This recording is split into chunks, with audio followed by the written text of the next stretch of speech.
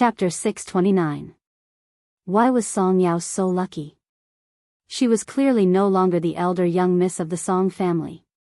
What right did she have to become the focus of everyone's attention? How could she have such connections? Yu Ling was even more jealous, and her eyes could not hide the darkness. She did not want Song Yao to win against Su Xianing. As soon as this thought appeared, Yu Ling pursed her lips and suddenly touched the screen, trying to change Song Yao's team's topic. What are you doing? The sudden voice made Yu Ling shrink her hand subconsciously. She turned around and saw Tich's cold expression. I want to see this topic. Yu Ling's heart was beating very fast and she did not dare to look into Tich's eyes. Seeing Yu Ling's strange appearance, Tich only frowned and glanced at the screen. Song Yao and Su Xianing's topic appeared on it. Although Tich felt that this woman was strange, he did not have any evidence. He only said coldly, "If you want to see it, go and see it live. The notary is not for you to play." Yu Ling's expression changed. It was also her first time being reprimanded like this. She bit her lip. I got it. Tich glanced at the screen. After confirming that there was no problem, he looked up at Yu Ling. The meaning of this gaze was obvious. When do you plan to leave? Seeing that Tich was not soft-hearted to her at all, anger rose in Yu Ling's heart. She took her work pass and left. On the stage. Yu Ling even saw Bei Yunj on the stage and a mocking smile appeared on her lips unconsciously. Soon, she walked to Bei Yunj's side. I heard that Miss Pei is also a young lady from a wealthy family who led a wandering life. She only returned to the Qin family when she was 17 years old. Bei Yunj did not even look at Yu Ling, but Yu Ling still laughed. No wonder. Ordinary socialites and young ladies probably won't be with Song Yao. Is Miss Pei so close to Song Yao because of her past experience? Bei Yunj fiddled with the cigarette she had just snatched from Si Qingyan, but when she heard Yu Ling's voice, she immediately lost her interest. Miss Yu doesn't even let go of the time for a cigarette. Bei Yunj glanced at Song Yao, who was below the stage. Seeing that she was looking over, she subconsciously hid the cigarette behind her. She didn't want this girl, who looked gentle like water, to chase after her and preach to her. The higher Miss Pei promotes Song Yao, the worse someone will make her fall. Do you think she's still the eldest young Miss Song from back then? Yu Ling laughed sarcastically. Miss Pei should know that as long as Fu Yanbai thinks that I'm dead, Song Yao will be a murderer for the rest of her life. Bei Yunj looked up, but there was a frightening coldness in her eyes. Suddenly, she laughed silently. You like to play dead so much? That's right, only an idiot like Fu Yanbai would fancy you. From the corner of her eye, Bei Yunj glanced at Song Yao, who was frowning and looking at her uneasily. Then, she threw the cigarette she had hidden into the rubbish bin beside her openly in front of Song Yao. She smiled casually. Miss Yu, are you looking for Fu Yanbai? Let's go to the Public Security Bureau of District 1 of Yunqing City. It will be quite difficult for him to come out without 2 or 3 years. As soon as he finished speaking, Yu Ling's expression changed. What did you say? Fu Yanbai went to the police station? Yu Ling rarely watched the news and did not know about this at all. After regaining her senses, Yu Ling looked up and gritted her teeth. You did it? Was this Bei Yunj crazy? Wasn't she afraid of the Fu family's revenge? Chapter 630. Bei Yunj's clear voice was gentle. I just did something that a member of society should do. Yu Ling widened her eyes. She really never thought that someone would be able to get Fu Yanbai into the police station. Don't keep appearing in front of me. I'm not very friendly either. Bei Yunj smirked, her lazy eyes full of high spirits. She approached Yu Ling step by step, her warm palms suddenly holding her neck gently, but her eyes were cold and ruthless. Her smiling voice landed in Yu Ling's ears, but it sounded like a voice from hell. You won't die if you fall from here. But if you're unlucky, it's hard to say if you'll break a bone. Don't you think so? Bei Yunj, you. The back of Yu Ling's head turned cold. Before she could warn her, she was suddenly pressed by the hand on her neck and her waist hit the railing. This made Yu Ling's face pale and she did not dare to speak anymore. "I'm just joking with Miss Yu. Don't be afraid." Bei Yunj suddenly retracted her hand, her eyes brightening. She slowly took out a tissue and wiped her hands. "However, Miss Yu, you heard that I returned to the Qin family from outside. How could you not know that I was in a mental hospital before?" Hearing this, Yu Ling's scalp suddenly turned numb as she remembered this. Bei Yunj did have records of being hospitalized in a mental hospital. Even if Bei Yunj really pushed her down, the Qin family could use this to ensure that Bei Yunj would be safe. After all, she heard that the fake young lady from before had been pushed down the stairs by Bei Yunj more than once. Thinking of this, Yu Ling immediately felt a chill run down her spine. She almost ran away from the high platform. At the same time, the competition was continuing. Bei Yunj turned around and walked downstairs herself. There was a huge disparity in strength in the competition on stage. It was almost a one-sided suppression by Su Xianning's team.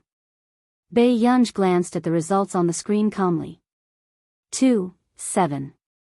Su Xianning's team was 7 and Song Yao's team could not catch up. However, at this time, Song Yao had not appeared at all. Her teammates were answering the questions. "Teacher?" Jasmine was originally watching from the sidelines, but when he saw Bei Yunj coming down from the high platform, he immediately went to Bei Yunj's side and shouted in a low voice. "Okay, don't be noisy." Bei Yunj responded faintly. She pulled up her hoodie and pursed her red lips. He looked unapproachable. However, Jasmine, who was already familiar with Bei Yunj, also noticed that something was wrong. "Teacher, are you nervous?" A moment later, Bei Yunj looked at him indifferently. Immediately, Jasmine froze, knowing that he had asked something he shouldn't have. "We will win. Don't worry." Jasmine immediately handed Bei Yunj a bottle of ice water and fawned over her. On the stage, Song Yao had noticed Bei Yunj at some point in time. She stared at Bei Yunj, who had just opened the ice cap. Bei Yunj paused. A moment later, Bei Yunj stuffed it to Jasmine and pulled her hat lower, deliberately not watching Song Yao's competition. Song Yao was speechless. If this fellow didn't do it on purpose, she would take her surname. At this moment, Jasmine also felt his teacher's undisguised vengeance. It turned out that his teacher also had the childishness of her age. A few minutes later, Jasmine leaned closer and reminded her kindly, "Shake her and she's about to catch up." Chapter 631. Jasmine did not see that Bei Yunj had been pinching her loose sleeve with her left hand. Not only Su Xianning, even Professor Wei's face turned green. He had carefully paved the path for Su Xianning, but in the end, it was suppressed by a student from the ordinary class not long ago. Professor Wei's expression was ugly. At the thought of Song Yao's recommendation, he could not help but take a deep breath. "Professor Wei, what's wrong?" Suddenly, a colleague who saw Professor Wei leave shouted. However, Professor Wei did not seem to hear him and left without looking back. Soon, in the first real competition, Song Yao successfully advanced. In the next few rounds, Song Yao also won beautifully. However, when she met Qing Zihuai in the last round of the competition, she started to feel powerless. Qing Zihuai was indeed very talented in mathematics. In addition, the Qingchong Computing Center had been nurturing Qing Zihuai carefully, so his strength had long surpassed his peers. "Student Song, I'm sorry. I can't give in to you in this competition." Qing Zihuai's face was cold and arrogant, but he was polite to the girls, causing all the girls present to have a good impression of him. "You don't have to be polite, Student Cheng. After all, we're all aiming for first place." Song Yao's lips were still curved, but her simple words made everyone present feel inexplicably hot-blooded. Such a gentle young lady turned out to be so arrogant. There was too much of a contrast. A dark look flashed past Qing Zihuai's eyes. At the same time, He glanced at Bei Yunj below the stage and revealed a trace of mockery. Bei Yunj's friend does have a bit of Bei Yunj's temper. The team member beside Song Yao looked at Qing Zihuai opposite her. He seemed to have a grudge against Song Yao's friend and felt even more doomed. This time, it was so difficult to catch up with the score. They probably couldn't make it. The notification light on the screen turned from green to red. When Ting Pavilion, the original medium difficulty questions had been changed to high difficulty questions. The type of questions had not appeared much in the past few years. The professors from all over the world were speechless. Who the F***CK was so stupid to use the newly deciphered formula in the competition? Which high school student would be so bored as to read the questions and thesis? F***CK, who is this long video for? Sorry to disturb you. I felt like I was reading a heavenly book just now. What has appeared now? Even though the people present did not understand the questions in front of them, the feeling of taking up almost half of the screen made their scalps tingle. Many people were already afraid of mathematics. When they saw this scene, they were so immersed that they almost suffocated. Was this a problem that a human should solve? Other than the professors, only Jasmine and Tich were able to answer their teacher's questions with ease. After all, every time Bei Yunj released something, they would be the first to pay attention to it. Their teachers had always wanted their students to develop in an all-round way. On the field, almost all the contestants wanted to kneel before these two questions. Both Song Yao and Qing Zihuai were silent. It was as if the competition had stopped. However, at this moment, only Song Yao suddenly remembered that when Bei Yunj was bored the last time, he had pressed her to explain this topic for the entire afternoon. Song Yao barely understood. After all, the difficulty of this question was not within her tolerance range. Chapter 632. Jasmine was speechless. If it was his teacher's handiwork, then wouldn't it be completely ruined? Fortunately, the questions on the left and right were all new types and were not more difficult than Song Yao's. Fortunately, it's my question. Bei Yunj had taken off her hat at some point in time and laughed leisurely. Jasmine turned to look at Bei Yunj, speechless. Did you misunderstand your question? What did he mean by fortunately? It was his question. Song Yao will definitely win. Bei Yunj opened a bottle of iced cola with one hand and drank a few mouthfuls after saying that lazily. Jasmine was speechless. Where did his confidence come from? If his teacher wasn't Bei Yunj, he might not have been able to solve this question immediately. Then, just as Jasmine was about to say something, he suddenly heard a voice behind him. That young lady is answering. Isn't she too amazing? This question feels like a heavenly book. Jasmine turned around instinctively and saw the gentle-looking girl swiping her slender fingers across the screen. On the big screen, her answer process was gradually shown. Jasmine was stunned for a long time before he turned back to look at Bei Yunj. Teacher, I've taught her the basic questions, Bei Yunj said slowly. Jasmine was speechless. Of all the people present, only she could classify this question as a basic question. At this moment, Qing Zihuai, who was beside her, did not know how to answer the question. When he turned around and saw Song Yao, who was focused on answering the question, his expression turned even uglier. Would a student from an ordinary class really know how to solve such questions? After about 20 minutes, Song Yao finally finished writing all the questions. After checking, she submitted the answers. Soon, the original score of 10-13 immediately became 18-13. With this question, he really overtook the car at the bend. Damn, isn't this young lady too fierce? It's my first time seeing a beautiful young lady who can do math questions so beautifully.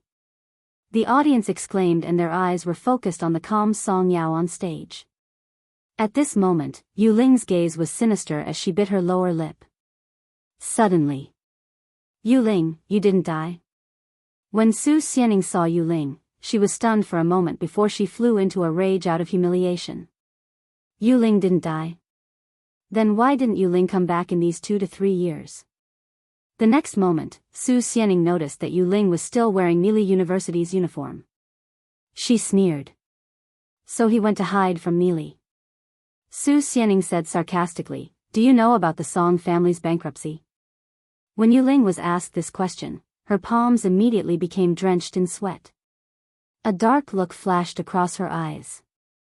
She quickly blurted out the words that she had thought of earlier. "Xia Ning, I didn't mean to not come back. I didn't dare to come back. Why wouldn't he dare to come back? President Fu ruined the Song family because of you. Why don't you dare to come back?" Su Xianing also hated Song Yao, but she knew very well that Yuling also had a grudge against Song Yao. "Did you see that? She's the one who recommended you." A glint flashed across Yuling's eyes as she spoke slowly. "What do you mean?" Su Xianing was already in a bad mood and her eyebrows were even colder now. "Who recommended her?" Yuling asked. "Ah." Su Xianing frowned and answered impatiently. Chapter 633. Just now, who was the first to draw up the formula that Song Yao got right? Yuling's words stunned Su Xianing. "It was," but very quickly, Su Xianing said coldly, "That's impossible. People in the scientific research field cherish their reputation the most. Song Yao was not anyone, so how could she take this risk for Song Yao?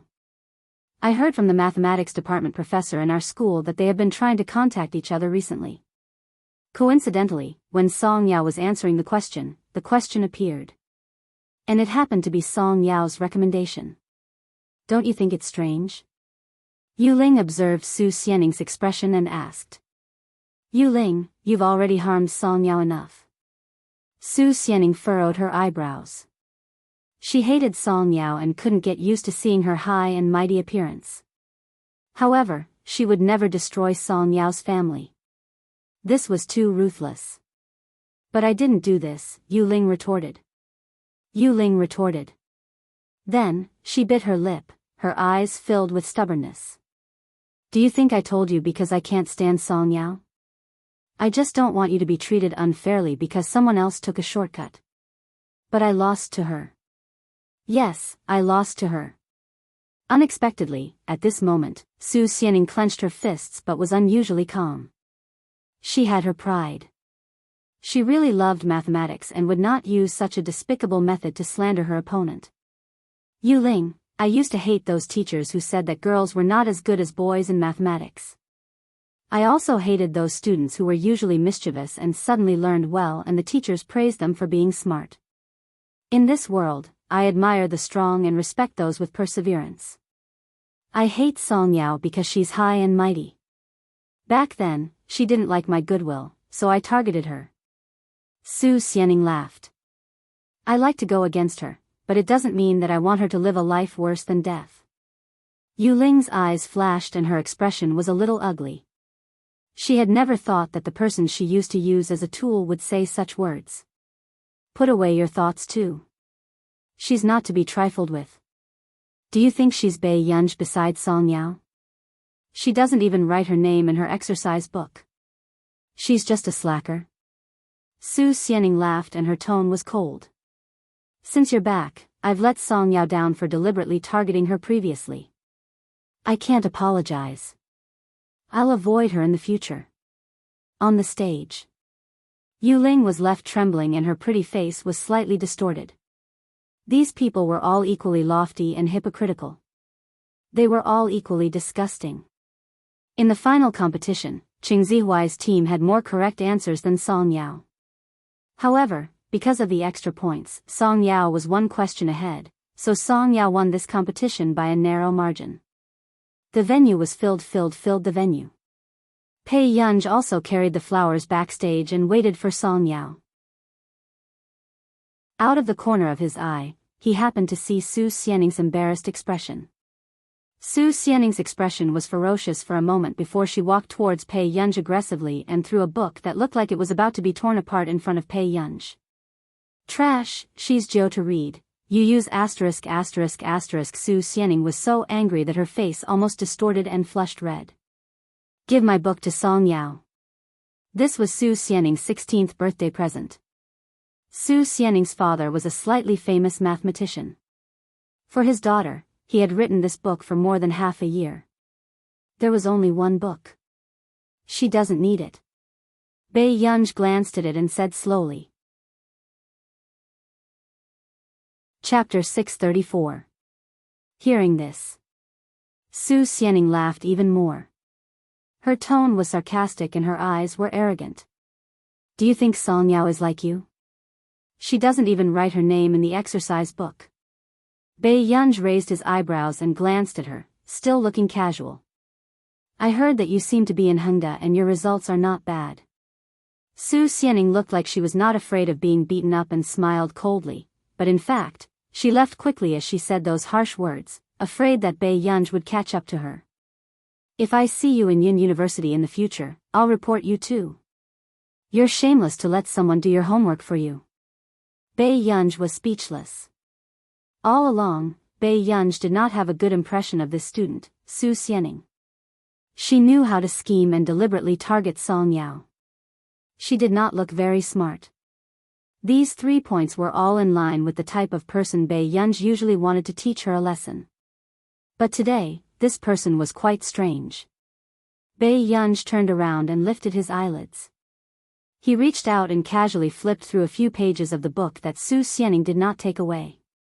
Never meet at the end. Baiyang's slender fingers slid down gently and a familiar name appeared. Baiyang was speechless. Yang? Song Yao's voice suddenly came from the door, making Baiyang's fingers tremble slightly. She looked casual and quickly moved her hand away. Is this yours?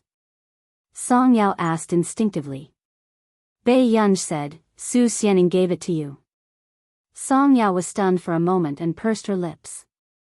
After a long time, she was finally willing to reach out to flip through this book that was not considered new. I know this book. I think her father gave it to her as a birthday present. Song Yao's pleasant voice was still calm. Why is she suddenly being nice to me? Is it because she likes it? However, after thinking about it, something did not seem right. Song Yao also knew how much Su Xianing loved this book. Baiyang's eyebrows moved, as if she suddenly understood the meaning of Su Xianing's words. She looked down and guessed slowly, I don't think so. Is she apologizing to you? He was even hiding from Song Yao and did not dare to meet her. He looked as if he had a guilty conscience. Song Yao was silent for a long time and did not mention this topic again. Oh, right.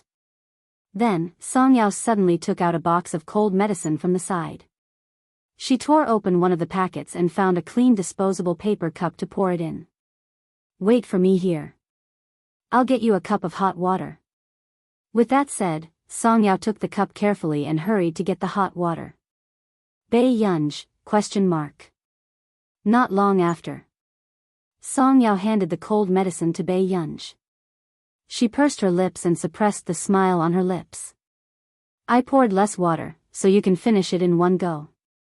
Baiyang was silent for a while. Have you ever thought that this will be even more painful? Song Yao was speechless. In the end, Baiyang still frowned. Her beautiful face was full of rejection, and she quickly finished the medicine. Song Yao hurriedly handed the other cup of warm water to Baiyang. Seeing that Baiyang was still frowning impatiently after drinking it, Song Yao's lips curved unconsciously. Soon, the girl who saw Song Yao buy a bag of snacks saw Song Yao walk out of the lounge with a beautiful and lazy girl beside her. She was chewing on the candy lazily, holding the snacks she had gotten with one hand and putting the other in her pocket as she walked calmly. The girl was speechless. It turned out that there were really adults who liked such overly sweet snacks. Chapter 635.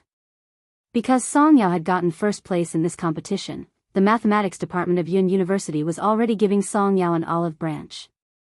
After all, Song Yao had almost won all the difficult questions at the back. How could Yun University be willing to let go of such a talent? On the other hand, Cheng Zihuai's expression was extremely ugly. After being reprimanded by Hong Chongjin, he hated this person who had never shown her face but had gone against him time and time again. When they were choosing students back then, she did not like him and chose Jian Shi. And in this competition, he was defeated by Song Yao, who had personally recommended him. If she wasn't purposely going against him, then it meant that he really didn't get along with her. At the Computing Institute. After Bai Yunj returned, she was still working on the second project she had prepared. However, because the second project involved a field that Bai Yunj had not paid much attention to in the past, the progress was a little slow. In the afternoon, Bai Yunj took out a large box of information from the Computing Institute's inventory. She placed them all on the ground and flipped through them one by one.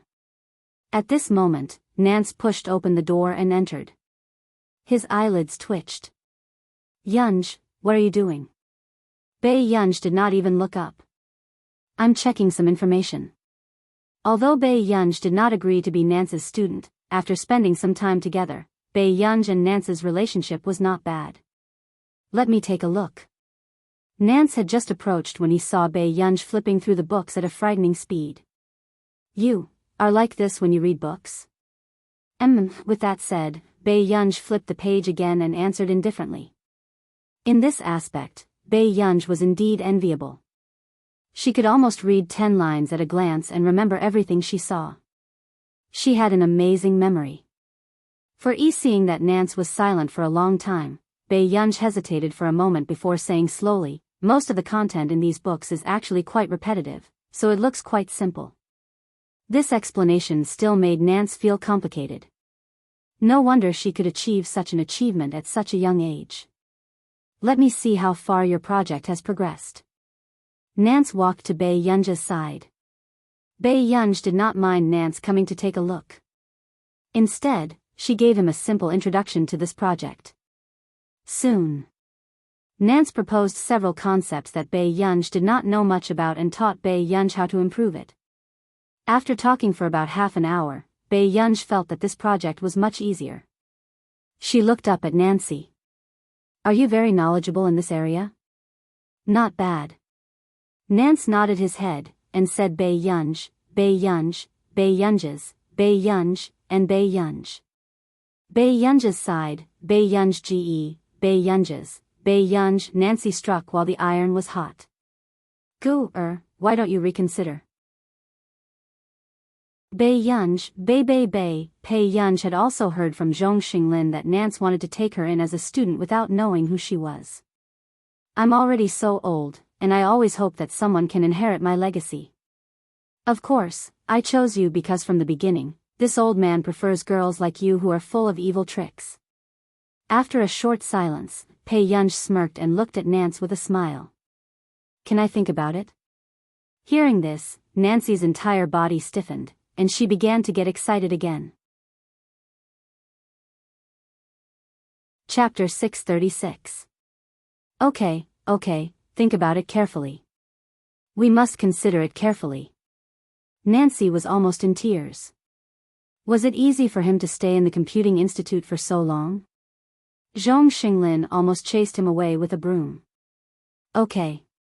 Bai Yunj nodded and sat down in front of the computer again. At this moment, Nancy happily leaned over. Is there anything you don't understand?" No." Bai Yunj's simple sentence made Nancy completely quiet down. "Nancy, some time ago, he secretly asked Zhong Xinglin about the research topic of Bai Yunj's project. After that, he also searched for information day and night, just to make his presence felt in front of Bai Yunj." "Okay." After leaving, Nancy began to wonder if his standards were not good enough. Therefore, when Zhong Xinglin returned, he found that Nancy had changed into clean clothes and was wearing a white coat, doing experiments seriously. In the end, he had put in so much at once, but Bai Yunj could remember all of it? The smile on Nancy's face was a little stiff.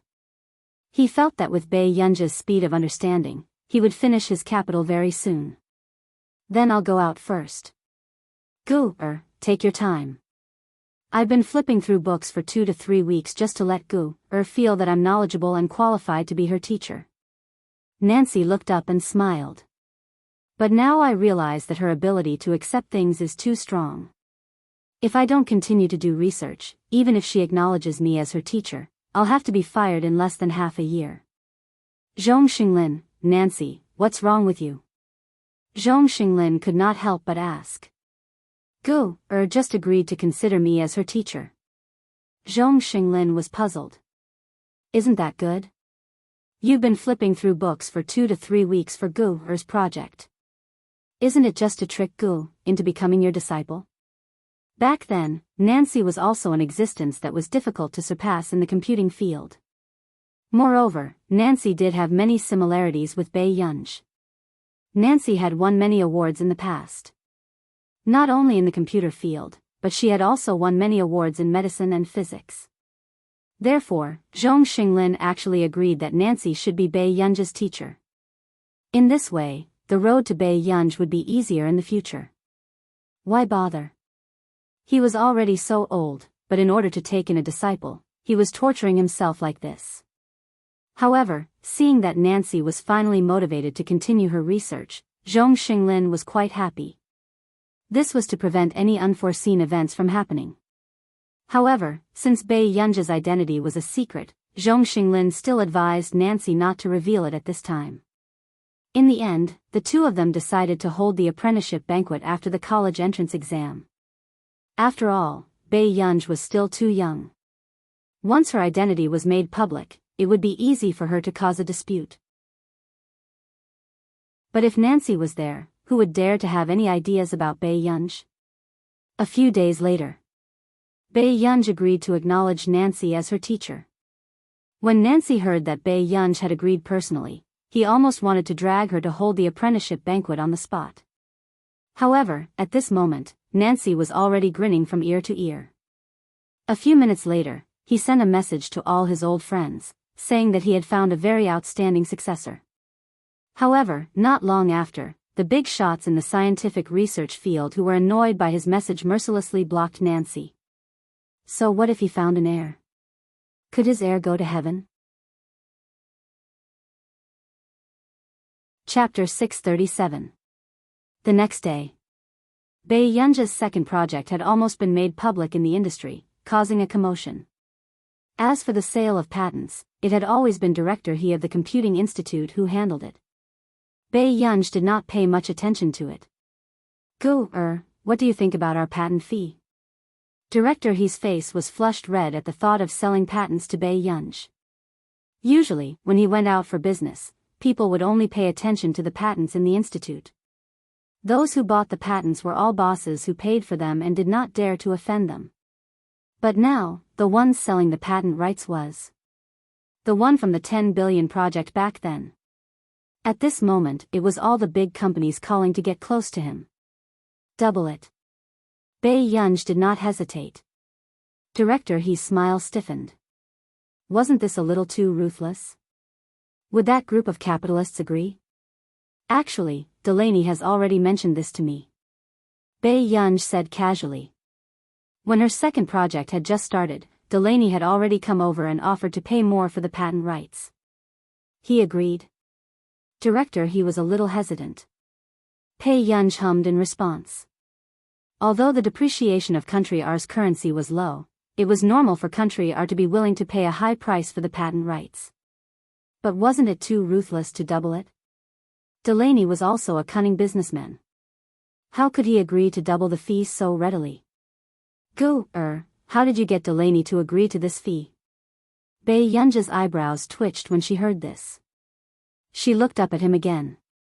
He didn't want it, so I bought it for someone else. Director He was speechless. Bai Yunj smiled playfully. They were willing to buy my second project because the first patent I sold to Delaney made the Delaney Group's market value soar. They were not doing charity, and neither was Bai Yunj. Now that the computing industry was developing rapidly, there were many markets that could be exploited. They had seen how much Delaney had received as the first person to eat crabs. How could the others not be tempted? Even if Bai Yunj wanted a sky-high patent fee, in their eyes, it was worth a gamble. All right. Director He nodded and looked at the current buyers that he had selected. He casually said, if that's the case, there should be a lot of foreign companies coming to buy the right to use it.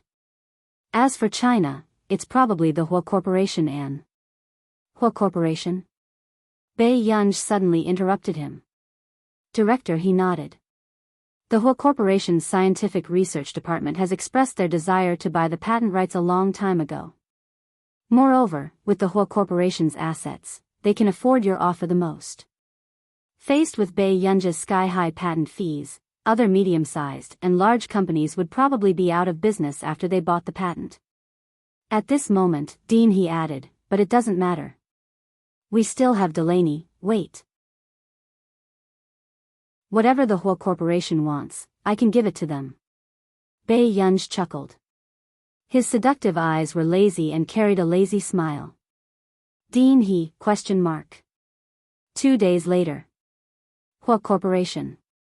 Bei Yunj had just arrived when he saw a hot foreign beauty standing beside the man in the office. Bei Yunj narrowed his beautiful eyes. He leaned against the door and watched the two of them chat calmly. Not long after Hua Shidu and Bei Yunj finished chatting, he glanced around and saw the unhappy young lady at the door. Chapter 638. Hua Shidu's gaze landed on her unwaveringly. The man's ink-like eyes were noble. He said in amusement, "Why are you in a daze? Are you possessed?" As soon as he finished speaking, the blonde foreign beauty beside her also turned her head and saw the girl in front of her clearly. The girl's eyes were bright and languid. She had black hair and red lips.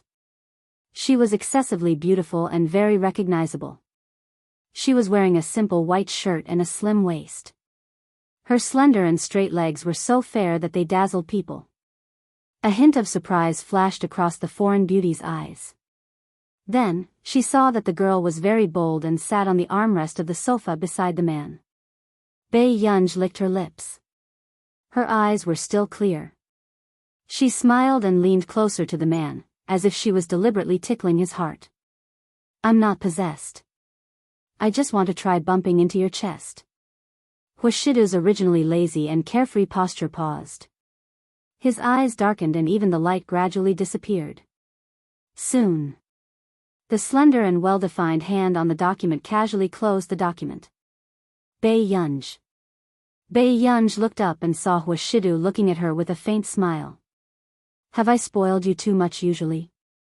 Originally, he thought that the young lady had not taken the college entrance examination yet. For the sake of the young lady, he could tolerate it for a while more. But now? This young lady really thought that his tolerance was so good. She was teasing him without any restraint. At this moment, Bei Yunj also felt an inexplicable dangerous atmosphere. In the next moment, she heard the foreign beauty beside her smile tactfully. "Mr. Hua, continue with your work. See you at the meeting." "Okay," the man replied indifferently. Before the foreign beauty left, she even closed the door kindly. Sure, this was very dangerous. 52 Literature. Bei Yunj looked up and did not dare to look at Hua Shidu for some reason. "Brother, are you angry?" Hearing this, the man did not say anything. Bei Yunj took his attitude as tacit agreement and felt frustrated for no reason. So, it was not that Hua Shidu did not like women, but that he liked the looks of foreign women?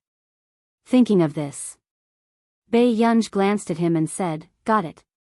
In the future, the next moment, Bei Yunj stood up from the sofa, but her wrist was suddenly grabbed. Before she could react, a strong arm suddenly wrapped around her waist, and she fell directly into the man's arms. "Bei Yunj, do you know what you're doing?" Hua Shidu's deep voice suddenly sounded in her ears. "What do these mean to me?" Bei Yunj's slender waist was held, and she could not move. This was the first time she had heard the man say it so directly. Her heart felt as if it had been scalded. The girl's ears turned red, and she was unconsciously nervous. Seeing that Bei Yunj was unable to speak for a long time for the first time, the corners of the man's upturned eyes were seductive, and he returned to his usual lazy and carefree self. His low and hoarse laughter landed beside her ear, as if he was deliberately teasing her eardrums. His warm and pleasant breath pressed against her back, making it impossible for her to avoid it. His voice was low and magnetic. "Yun, answer me. Do you want me?" Hearing this, Bei Yunji's heart seemed to have been poked by something. Her heart was beating wildly, and she was panicking. However, at this moment, the man's low and hoarse laughter still carried his unique and cold aura, making her feel annoyed and inexplicably at ease.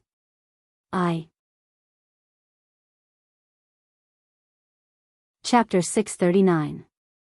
Bei Yunji's heart tightened and she instinctively hooked her arms around the man's neck.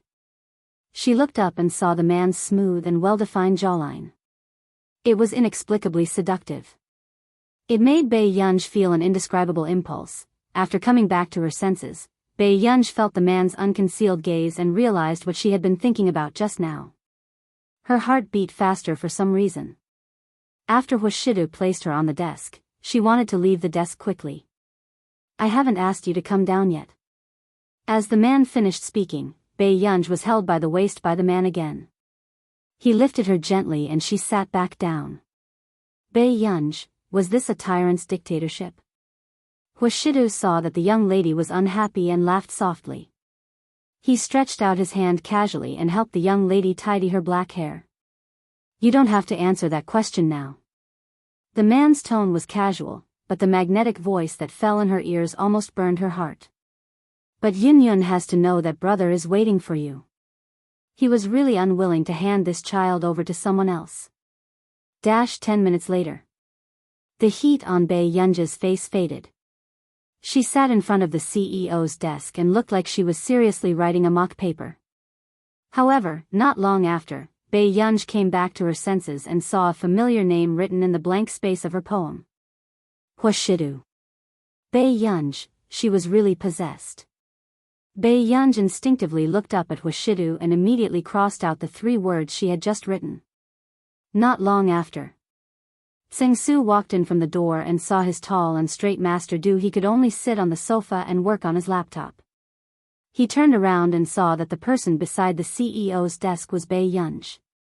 She was lazily writing questions with a pen in one hand and supporting her chin with the other. She looked like she was daydreaming. Sengsu, he doted on Miss Pei too much. Master Du was really more attentive than the Qin family's parents. However, only Miss Pei could make Master Du sit on the sofa and work. Master Du, this is the information for the meeting. Take a look. Sengsu came back to his senses and immediately handed the information to Hushidu. After that, when Hushidu was flipping through the information, Sengsu turned around and saw Bei Yunji holding her cheek with one hand and admiring Hushidu's side profile without restraint. He was not in the mood to do the questions at all. Sengsu, should he abhor evil and report Miss Pei? Yun, right well. Suddenly, the man's low and magnetic voice sounded. Only then did Bei Yunji lower her head and continue to answer the questions. It had to be said. As long as Hushidu was in her line of sight, it would be difficult for her to concentrate on her work. She could not help but take a few more glances at him. Miss Pei's results seemed to have improved a lot. We should congratulate you, we should congratulate you. Sengsu tried to find a topic to ease the atmosphere. However, after Bei Yunji thanked him, she didn't say anything else. The atmosphere remained cold and awkward. That's enough. Let Morden take care of the other points. After flipping through it, Hushidu casually threw the things on the coffee table. Okay, Director He from the Computing Institute will be coming over today to talk about the patent rights of DX technology. Should we let Mr. Morden come along? Sengsu asked. Yes, Hushidu replied. At this moment, Bei Yunji's long eyelashes fluttered and she glanced at them. Director He is coming today? Chapter 640. Okay. Bei Yunji responded. She was quite surprised. Her second project was still in the research and development stage. Were these people so fast? Just as Bei Yunji was thinking about whether she should send a message to Director He, Tsingyu walked in quickly from the door. Master Du, Miss Pei. Tsingyu didn't seem to be shocked by Bei Yunji sitting at the CEO's desk. However, her gaze lingered between Hushidu and Bei Yunji, and there was an inexplicable feeling of sparks flying. She looked like a frontline personnel who were in love with a couple. After Tsing-Yu came back to her senses, she revealed a professional smile. Master Du, Mr. Morden has also arrived at our company's conference hall. Director He of the Computing Institute will arrive in 5 minutes. Okay. Huashidu stood up and slowly buttoned his sleeves. He looked refined and noble, and his abstinence made one's legs go weak. Inform everyone that the meeting will start in 10 minutes. Understood. Tsing Su nodded. Huashidu turned around and walked to Bei Yunja's side. He gently pinched her chin, and the corners of his thin red lips curled up. He rubbed the corner of her lips with his warm fingers as if nothing had happened. For some reason, there was an ambiguous feeling that made one blush and their hearts race. Stay here obediently. Don't torture me. You can eat whatever you want tonight. Bei Yunj, seeing Huashidu walk out of the office, Tsing-Yu leaned closer to Bei Yunj and asked softly, "Does Miss Pei like it?" Bei Yunja's eyes flashed as she looked at Tsing-Yu. What? Today's meeting is mainly about the DX technology. He might come too. If Miss Pei likes it, we can wait at the rest area along the corridor later. Tsing-Yu remembered that Bei Yunj had gone to the Computing Institute before. Now, most of the people who knew about the Computing Institute were there because of this. Some time ago, this person had shocked the entire academic circle. Bei Yunj thought of something and suddenly smiled. Then let's go now. As soon as she finished speaking. Before Tsing-Yu could react, Bei Yunj had already stood up and walked out. Miss, what if Master Du finds out? Tsing-Yu's eyelids twitched, and she quickly pulled Bei Yunj back. He won't be angry even if he knows. Bei Yunj let Tsing-Yu hold her hand, but she didn't stop walking. Tsing-Yu, it's not that I won't be angry, but I won't be angry with you. However, her fate was uncertain. He knows that you can't control me. Bei Yunj smiled. Tsing-Yu. That's true. She was not as capable as Master Du when it came to people that even Master Du could not control. Soon. Tsing-Yu and Bei Yunj had just sat down when they saw 2 people walk in. Tsing-Yu accidentally saw it and her eyes lit up. She subconsciously held Bei Yunj's hand tightly. Bei Yunj felt a sharp pain in her arm. After Tsing-Yu regained her senses, she realized what she had just done and hurriedly said, "Miss, I'm sorry, I didn't do it on purpose." She continued, "That man just now was too good-looking. He's like a refined scum." Bei Yunj looked up and noticed the tall Si Qingyan in a black trench coat. Si Qingyan was indeed good-looking. "Director, Brother Yen." Bei Yunj called out. At this moment, Si Qingyan and Director He turned around and saw Bei Yunj in the resting area. "Why are you here?" Si Qingyan asked instinctively. However, Director He immediately recalled what Bei Yunj had said last time. Chapter 641. I can give the Hua Corporation whatever they want. Dean He was speechless. So she was already related to the Hua Corporation. Suddenly. Tsing-Yu asked, "Are you?" Si Qingyan turned around and saw Tsing-Yu beside Bei Yunj. She was looking at him with a red face and sparkling eyes. She was quite cute. "I'm not." Si Qingyan smiled and looked at the silent Bei Yunj beside him. He said meaningfully, "However, you should know who I am in the future." When Tsing-Yu heard this, she was stunned. Why would she know? The next moment, Tsing-Yu turned to look at Bei Yunj. "Miss Pei, how do you know Dean He and this gentleman?" "I happened to meet him previously." Bei Yunj glanced at Dean He and then at Si Qingyan. "This is a professor from the computing department of Yun University. I attended a special class at Yun University before." Si Qingyan couldn't help but look at Bei Yunj. She was really a fox. What she said was true. But did they know each other at Yun University? "I see. Miss is really amazing. You actually attended a special class at Yun University." Tsing-Yu praised. Bei Yunj replied casually, "Yes, I was chased out because I asked my classmates to copy my homework." Xingyu was speechless. For a moment, Xingyu did not know how to answer. Si Qingyan pursed his lips. This was not the first time he had seen Bei Yunj bully someone like this. We're going to a meeting. Do you want to go?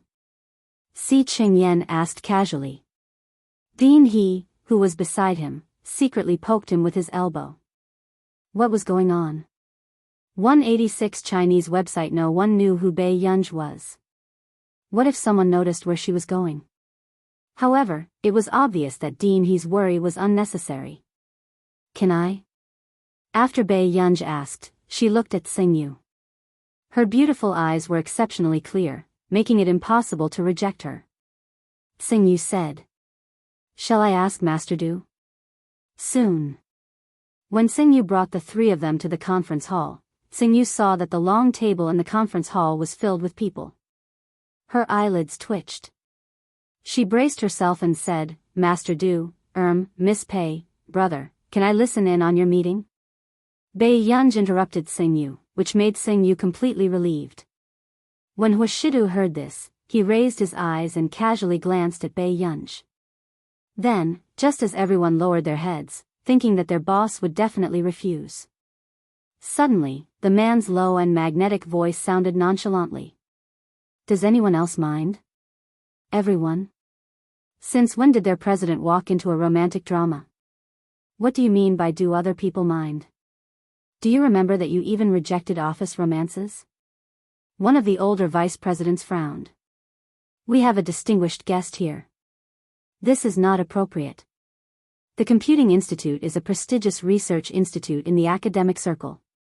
President Hua, shouldn't we respect Director He and Professor Si a little? Suddenly, Bei Yunj looked at Director He and Si Qingyan. Director, do you mind? Dean He immediately forced a smile. How could this be? This project was all hers. How would he dare to mind? Si Qingyan lied without blushing. This young lady might become one of us in the future. Why would we mind? Everyone. What did this mean? According to their information just now, this good-looking man was a core member of the Computing Institute and a professor at Yun University. Chapter 642. On the other hand, the recruitment conditions of the Computing Institute were famous for being picky in the industry. Why would he take a fancy to an ordinary girl? However, when everyone turned around and saw Bei Yunj's face clearly, a trace of surprise flashed past their eyes. Was Master Du's sister that good-looking? However, most people still could not believe that this girl was Master Du's biological sister. They had a feeling that this girl and their Master Du were a couple for some reason. Ahem, this conversation doesn't involve any secrets. Mr. Morden, what do you think? Dean He turned around and asked the CEO who had come all the way from overseas. I have no objections. Morden shrugged and said with a smile. He was well aware of the Hua Corporation's power and influence. As for the Computing Institute, he still did not know if he would give them the DX project. After all, he heard that Delaney was also competing for the second project. Seeing that no one had any objections, the vice president's expression was ugly, but he did not say anything else. Bei Yunj naturally moved a chair and sat beside Huashidu. At this moment, the rest of the people finally dared to size up Bei Yunj. Many people's hearts were in turmoil. Wasn't this girl too good-looking? Sitting beside their president, there was really a sense of déjà vu. Seeing that he was there, Bei Yunj did not go to Huashidu's side. At this moment, the man's aloof peach blossom eyes curled into a nonchalant arc as he leisurely glanced at her. Then, in the conference room, the man's low and lazy voice drifted into everyone's ears with an inexplicable hint of a smile. I'm sorry, everyone.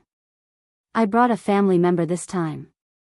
With that said, the hearts of the female staff present thumped wildly and they almost couldn't keep their expressions straight. These words were too cool. How could their unreasonable president Hua say it himself? Huashida glanced at her carelessly before his thin lips suddenly curled up. I'll try my best to arrange for my family member next time. Bei Yunj was speechless. At this moment, Dean he was in a completely different mood from everyone. It turned out that Yunj had such a relationship with the rumored youngest president of the Hua Corporation. No wonder she was so biased towards the Hua Corporation. His attitude towards others was completely different from his attitude towards the Hua Corporation. Not long after, Wuxia downloaded a movie from his computer and gave a Bluetooth earpiece to Bei Yunj. Let her watch the movie in peace. Dean He and Si Qingyan also saw with their own eyes that their usually unruly Master Pei actually obediently put on his earphones and watched a movie by himself. Wasn't Master Pei being too obedient? What does Director He think about the DX technology project? Soon, Wuxia's staff started to ask questions. After Director He snapped back to reality, he immediately said, "The DX project is actually our Computing Institute's key project this year. As you all know, the patent rights to the first project were bought by the Delaney Group." Director He flipped through the data that he had long memorized. He raised his head and smiled.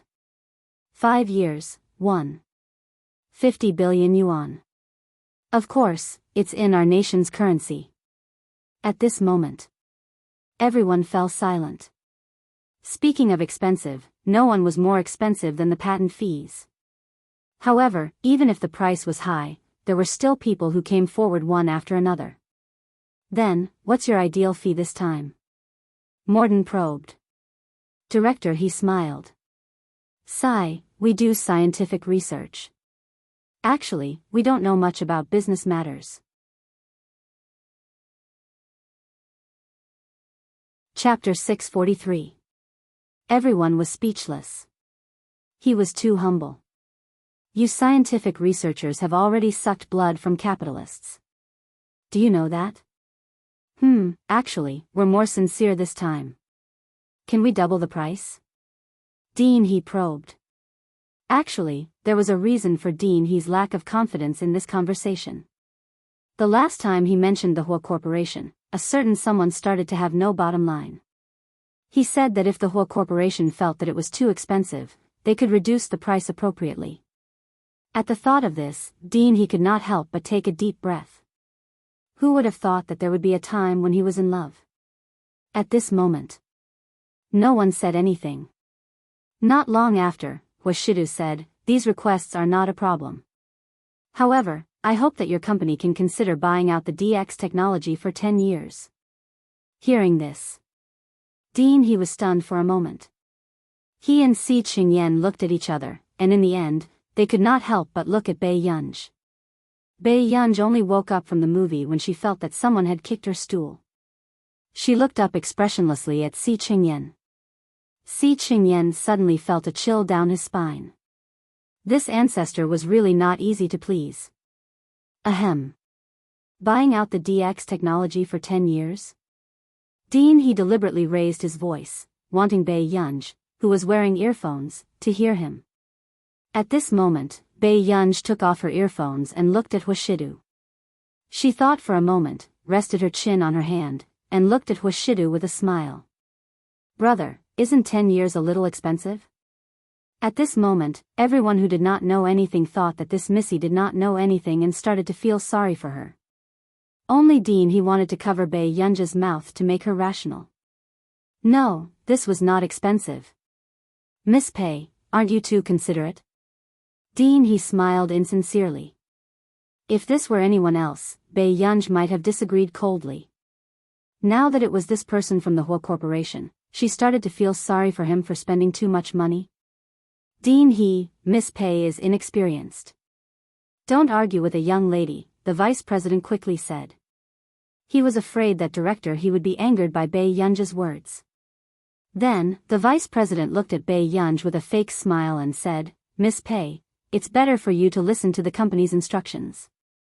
No matter how much we sell, it's only right. Dean He, Si Qingyan was speechless. His words were well said, but this was the first time that they had seen such a dangerous action where flattery could offend the person in question. Bei Yunj's casual gaze swept past the vice president. However, when she remembered that this was a company meeting, it was indeed inappropriate for her to speak. Thus, she put on her headphones and watched the movie. Who would have thought? At this time, the man next to her saw that the girl didn't say anything and thought that she was unhappy. The next moment, just as Biyao reached out to adjust the volume of the movie, a warm and dry hand suddenly covered hers. Biyao's long and curly eyelashes trembled violently. As soon as she looked up, she saw the arrogant and handsome man speaking calmly on the surface, but secretly holding her hand under the table. He comforted her very naturally. It was as if he was coaxing her. When Biyao regained her senses, her face inexplicably heated up. After the meeting, Wuxia stayed behind to give instructions. Vice President Sun can arrange to go to City G in the near future to expand the market there. Hearing Wuxia's words, Su knew very well. Letting Vice President Sun do market expansion seemed to be giving Vice President Sun a great opportunity, but it was actually an exile. P.S. If nothing goes wrong tomorrow, there will be 10 updates. Chapter 644.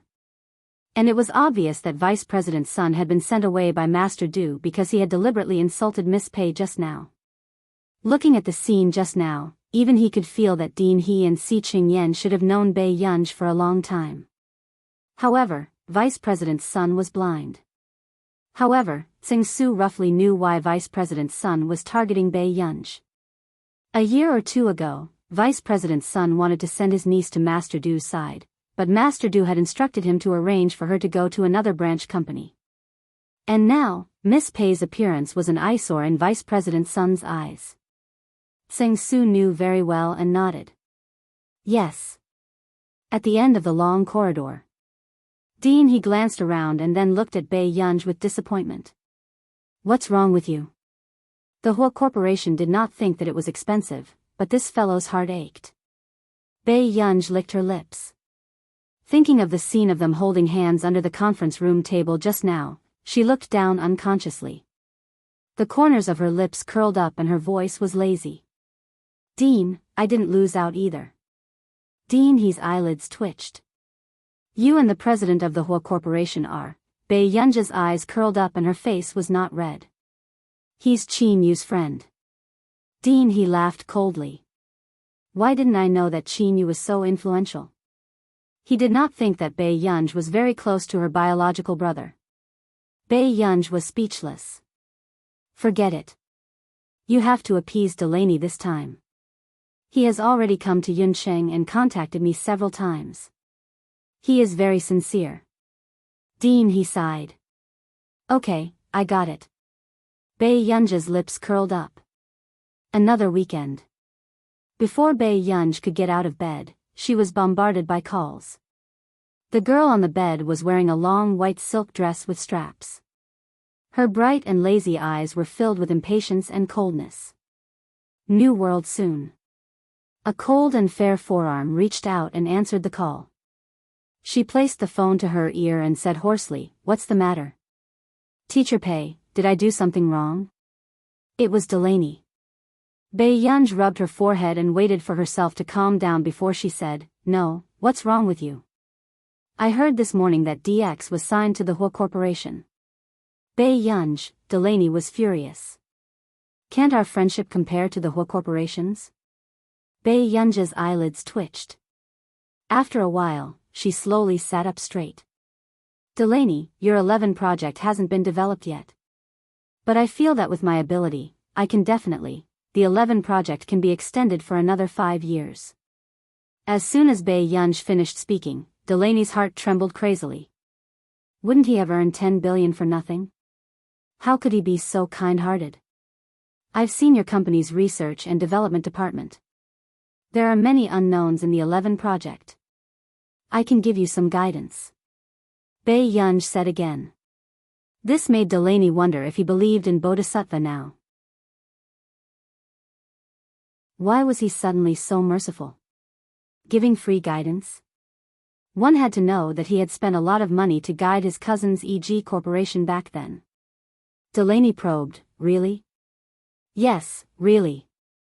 After all, Biyao felt guilty towards Delaney. Delaney, on the other hand, did not know. Instead, he was very touched. Miss Pei, I didn't expect you to be such a loyal person.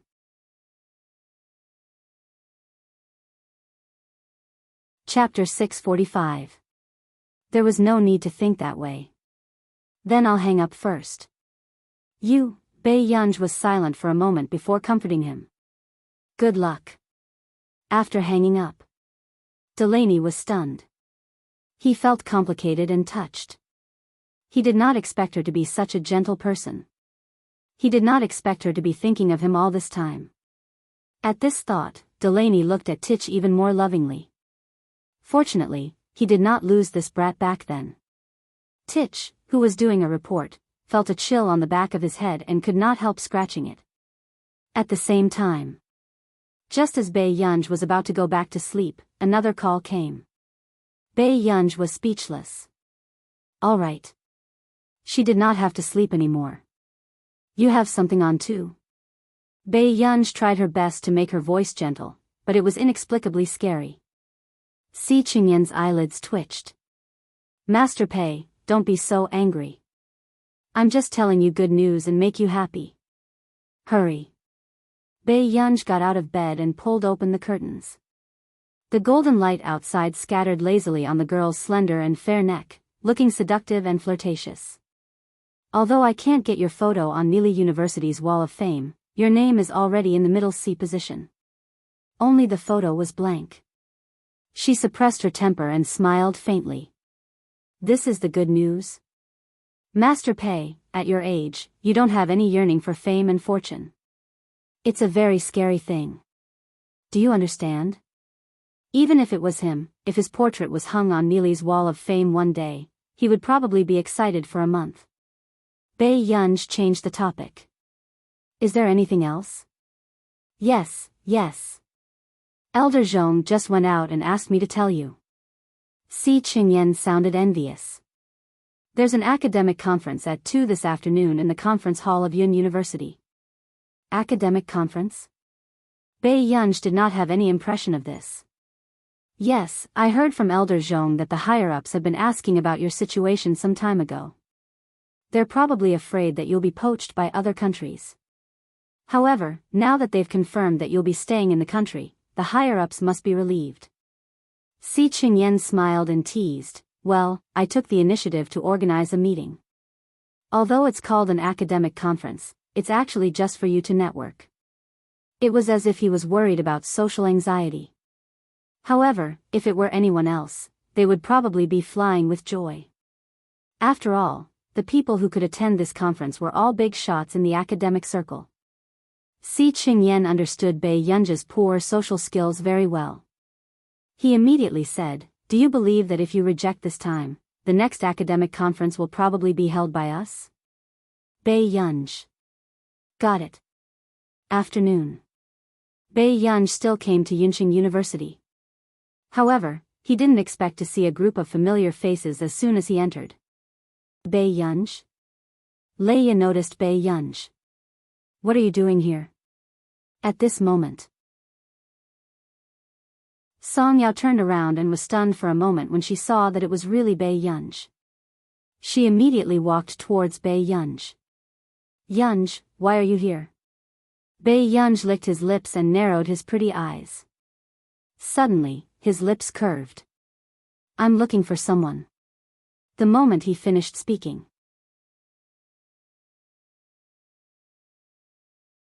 Chapter 646. Baiyang glanced at Qing Zihuai carelessly.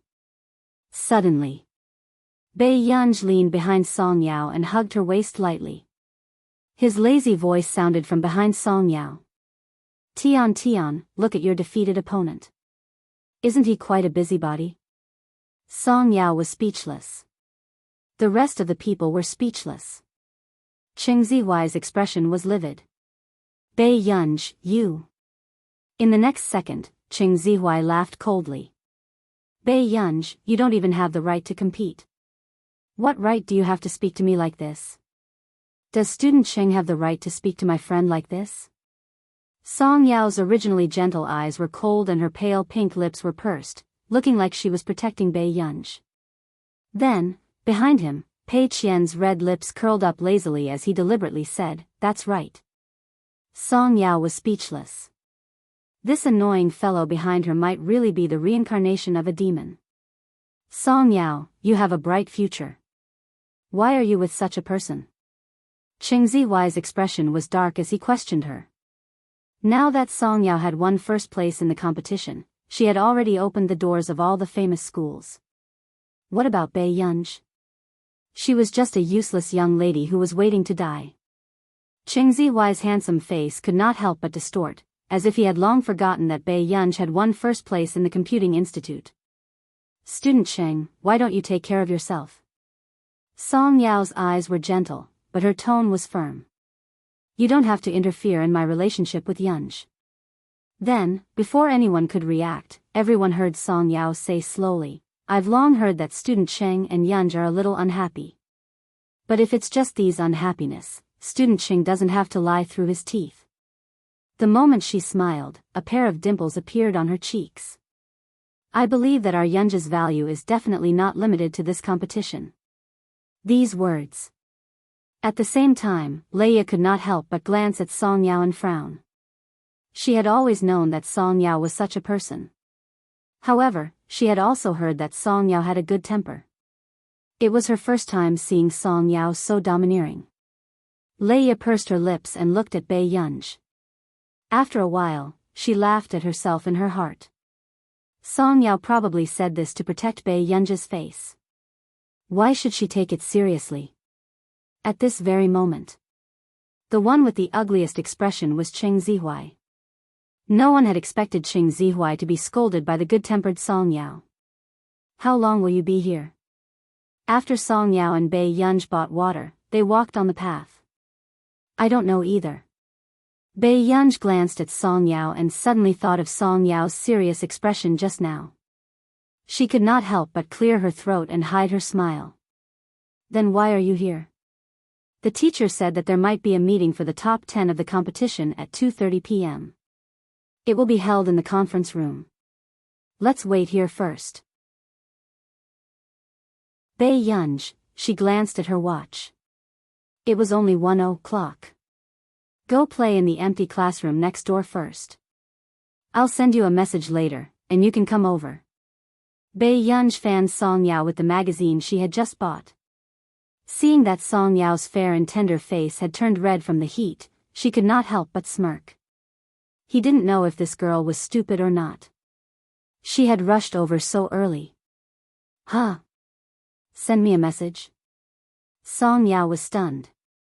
How did Yunj know what time she had a meeting? I'll go to the conference room for a meeting first. I'll come and find you later. With that said, Bei Yunj gave the magazine she bought to Song Yao.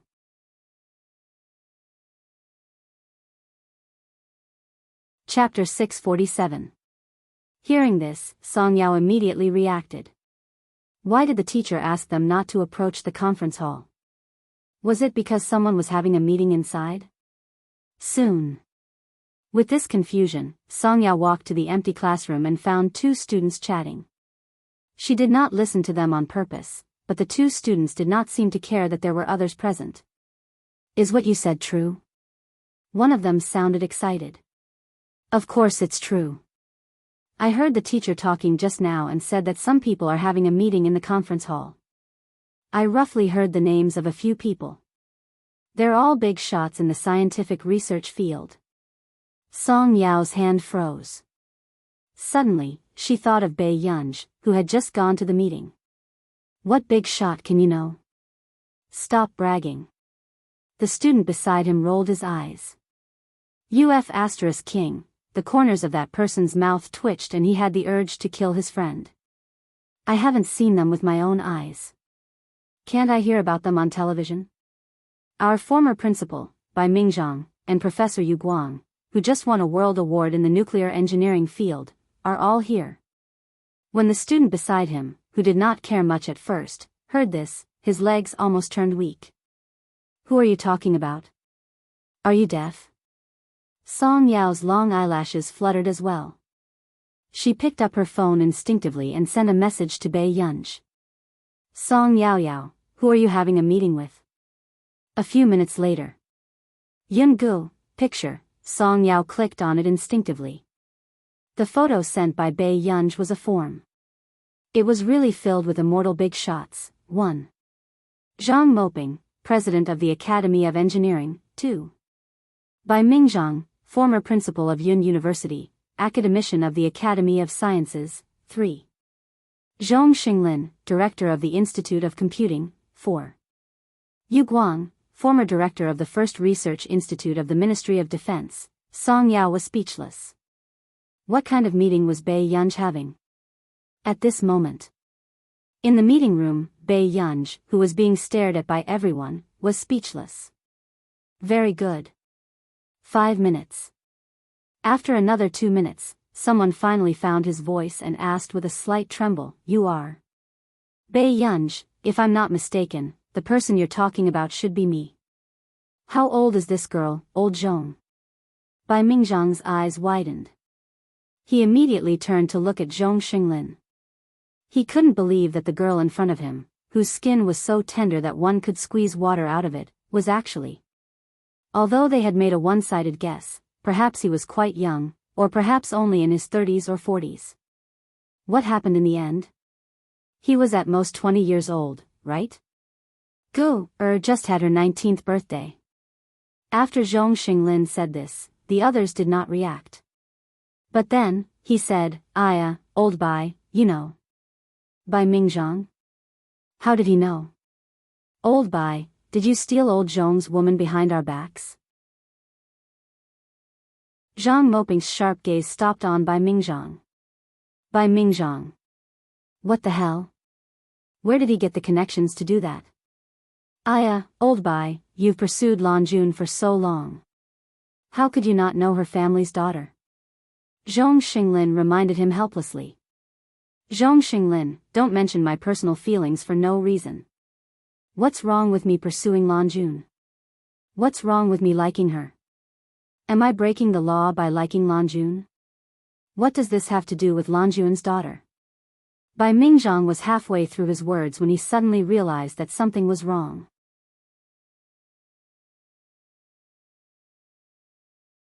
Chapter 648. Turning around, Bai Mingzhang saw Bei Yunj staring at him faintly. Bai Mingzhang? What the hell? Wait a minute. The daughter of the Lan Jun family seemed to be called Bei Yunj. Gu, it couldn't be such a coincidence, right? Didn't they say that the daughter of the Lan Jun family didn't have good grades? This wasn't good. She had won the Farazkan Busaka Awards this year. If this daughter's grades weren't good, whose daughter's grades were good? My name is Bei Yunj. Bei Yunj said slowly. Hearing this, not only Bai Mingzhang, but Yu Guang, who had always been on good terms with Director Lin, also almost couldn't react. Was the daughter of the Lan Jun family so talented? How old was she, and she already had such ability? Bai Mingzhang asked persistently. Bei Yunj glanced at Bai Mingzhang indifferently and said after a while, I didn't ask Grandma to interfere with my studies. So she's the daughter of the Lan Jun family. Zhou Moping had an epiphany. Wait, then why didn't Lan Jun tell me about this? There was a long silence. Yu Guang was the first to react. Wait a minute, old Zhong, did you already know the daughter of the Lan Jun family? All the big shots, therefore, this person was able to achieve such achievements at such a young age because he was smart. This person was too sneaky. Ahem, I paid some attention to Gu, when she was with Marcus. So. He still remembered that Zhong Xinglin complained in the group about how he couldn't find a daughter like Bei Yunj. It turned out that he already knew that the daughter of the Lan Jun family had such talent and didn't reveal anything. Jealousy really made people mean. Look at what he said, it was too unpleasant. Zhong Xinglin felt guilty and didn't continue. Zhou Moping smiled. So you secretly poached her and didn't say anything? Zhong Xinglin? Was this a beast? Trying to steal his girlfriend in front of him? Well, Gu, you're still young. You don't have to learn computer science. Look at your talent in mathematics, it's hard to come by in 100 years. Zhou Moping began to poach in front of Zhong Xinglin. Bai Yunj thought for a moment. My physics is okay. Wait. What are you trying to do? Are you even human? It wasn't easy for me to find an heir, and you're still trying to poach me? Now that you mention it, I feel that physics is also very good. You must be good at physics too, right? Bai Mingzhang was not to be outdone. Bai Yunj didn't expect that she would suddenly feel like she had a bunch of weird grandfathers at a meeting organized for her by the higher-ups, at this very moment. The others didn't say anything else. Zhong Xinglin immediately stopped these people from doing anything dangerous. These people were too shameless. Bai Yunj seemed to have thought of something and suddenly said to Zhou Moping, Mr. Zhou, can I get your contact number? Zhou Moping was flattered when he heard this. You can call me Grandpa Zhou. We don't have to be so polite. However, she did feel a little sour in her heart. Why was Zhong Xinglin so lucky to find such a good seedling? Suddenly. Okay, Grandpa Zhou. Bai Yunj nodded. After getting Zhou Moping's contact number, her eyebrows moved and the corners of her lips curled up. However, at this moment, when the others saw this, they felt that it was unfair. Why was old Zhou the only one who was asked for his contact number?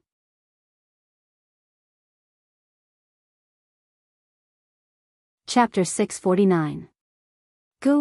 Shall we add each other's contact information? Bai Mingzhang was the one who felt the most unbalanced. How could Lan Juan's daughter be close to that old-fashioned Zhou Moping? If she was taught to be old-fashioned, how would she find a partner in the future?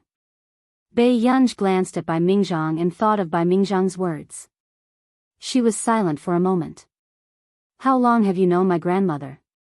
As soon as she finished speaking, the others fell into silence. What was originally a good gathering had now turned into Bai Mingzhang's personal interrogation. This was really exciting. About 40 years. Elder Bai, who had always been calm in everyone's eyes, looked slightly nervous at this moment. High school classmate. Lin Lanjun was Bai Mingzhang's first love. However, Lin Lanjun was already attracted to the young businessman who saved her back then. She didn't know that her straight-A student friend, who usually made things difficult for her, actually liked her. Bai Yunj glanced at Bai Mingzhang and didn't ask any more questions. However, compared to her distant and polite attitude towards the others, she was slightly colder to Bai Mingzhang. Bai Mingzhang probably knew that his words just now had made Bai Yunj unable to accept it for a moment. He was even more regretful. If he had known earlier, he wouldn't have said such a thing. Now, he had brought himself into a ditch. Thinking of this, Bai Mingzhang couldn't help but glare at Zhong Xinglin. If Zhong Xinglin hadn't said so earlier, would he have caused such a scene the first time he met Lan Juan's daughter? Zhong Xinglin's eyelids twitched when he sensed Bai Mingzhang's malice. Who asked this damned old man to be so shameless and always talk about Lan Juan? In less than 20 minutes, Bai Yunj exchanged contact information with everyone present and was even added into their group. As soon as Bai Yunj entered the group chat, she saw the group name. Happy Family, Rose. Bai Yunj's hand paused. ? However, if someone who often watched the news looked at it, they would realize that the 17 members in this group were all famous figures in the scientific research field. Soon, Bai Yunj saw Bai Mingzhang's message.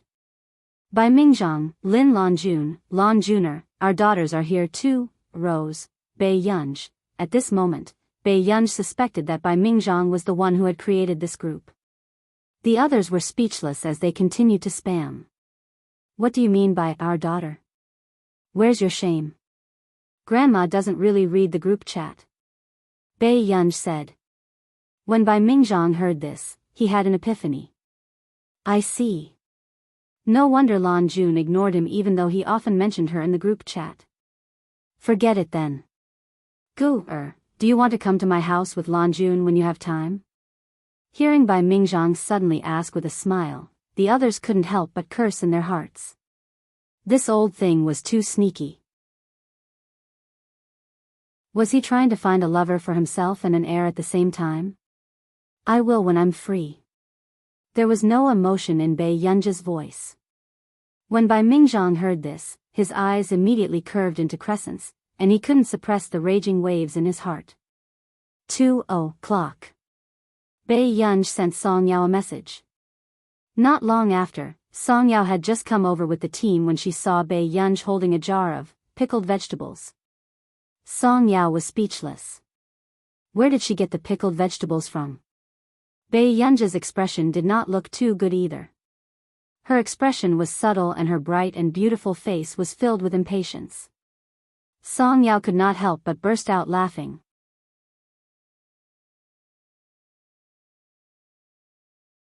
Chapter 650. Hearing this, Bei Yunji looked at Song Yao expressionlessly. Song Yao immediately hid her smile and said seriously, "I'll let you carry it." She still knew that Bei Yunji was quite prideful sometimes. Bei Yunji glanced at her slowly. After a while, Song Yao heard her say, "It's too heavy." Hearing this, Song Yao was about to say something when suddenly, a sneer sounded from behind her.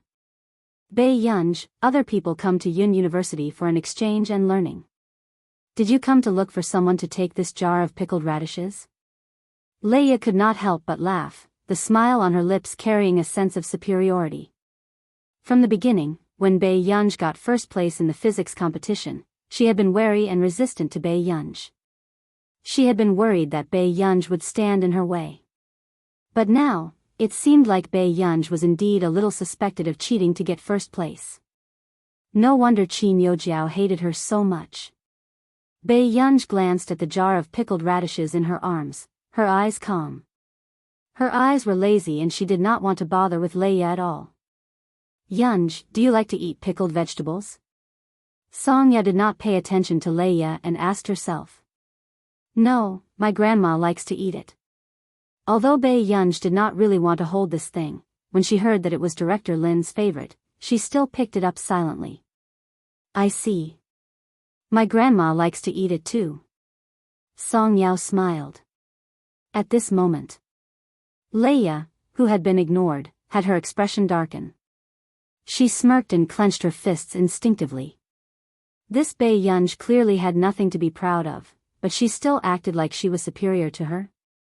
Did she really think that she was amazing just because she was the eldest young lady of the Qin family? Why didn't she see how different she was from Qin Youjiao? Leia suppressed her anger and gritted her teeth. And her appearance was seen by the girl who had always wanted to be on good terms with Leia. She understood and immediately sneered, deliberately mocking and ridiculing him. Some people really think too highly of themselves. "Leia, you don't have to care. After all, we won't be on the same side in the future. Just now, Professor Gao was full of praise for you and said that you have unlimited potential. In the future, Rhea, you'll definitely be surrounded by great researchers like Professor Gao." Leia felt a little better after being praised like that. When the girls saw that her words were effective, she immediately changed the topic and laughed. As for some people, other than their family background, they only know people who sell pickled vegetables. After saying this, the few people present couldn't help but laugh in their hearts. Bei Yunji was really crazy. Who would be so free as to come out just for a jar of pickled radishes? Song Yao's eyes were cold. "Qi Xinhua, have you said enough? Did I say anything wrong?" Qi Xinhua was not afraid of Song Yao. What was there to be afraid of for a bankrupt young lady who had no money or power? Her raised face was filled with pride. A person who was chased out of Yun University's special class even appeared in Yun University again and again. If it were me, where would I get the face to do so? "Bei Yunji, you're really interesting. Is the pickled vegetables too delicious, or is the person who sells pickled vegetables amazing? Who gave you the courage to come to Yun University?" With that said, many people felt that Qi Xinhua had gone overboard with her ridicule, but they also felt that Bei Yunji was overestimating herself. This Bei Yunji indeed did not know her place and insisted on coming to such a place that was not suitable for her.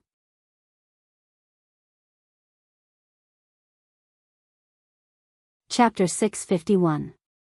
With that said, Leia finally spoke, as if she was comforting both parties. Okay, there's no need to quarrel over this. Maybe Bei Yunji's friend is someone from Yun University. With that said, Qi Xinhua immediately retorted, her tone sarcastic and smiling. Who can Bei Yunj know from Yun University? What a joke. What right did Bei Yunj have to be related to someone from Yun University? Even among their batch of people who had won awards, Leia was the most popular. Because she had gotten second place in the international physics competition back then, Professor Gao from the physics department had already taken a fancy to her. She would probably be able to enter Professor Gao's physics laboratory soon. Professor Gao was someone who had won many physics awards and was also an academician of the Academy of Science. He had countless honors. You can't say that. After all, Yunj isn't a vain person. Yunj must know someone from Yun University since she came to Yun University. Leia's tone was indifferent, but her words were firm. However, in reality, she had already pushed Bei Yunj to a point where she had no way out. If Bei Yunj did not explain this clearly, everyone would definitely think that Bei Yunj was the culprit. They would think that Bei Yunj was a vain person. However, in the next second, before Qi Xinhua could continue provoking Bei Yunj, an unfamiliar voice suddenly sounded from the side. Yunj, why are you here? Why are you running with a pickled radish? Everyone turned around and saw a refined elder dressed simply but in high spirits. There was even a jar of spicy cabbage in his hand. Bei Yunj was speechless. Was there an end to this? There's also spicy cabbage. Lanjun will definitely like it too, especially since I made it myself. Take it. Bai Mingzhang was out of breath when he came back from home. It was to let Bei Yunj give the pickled vegetables he made personally to Director Lin. This was his sincerity. Bei Yunj's eyelids twitched. There's too much. Even my grandma can't finish it. Really? Then you should eat too. Young people should eat more healthy and green food. Look at the cabbage and the radish. Do you notice anything different? Bai Mingzhang was very excited to promote his pickled vegetables. Bei Yunj tapped the glass tube rhythmically with her fingertips. She suppressed her temper and forced herself to be as polite to the elders as possible. After a while, she took a deep breath and said, "No. This was planted by old Tian from Yun Agricultural University. I secretly brought it back." Bai Mingzhang was very proud.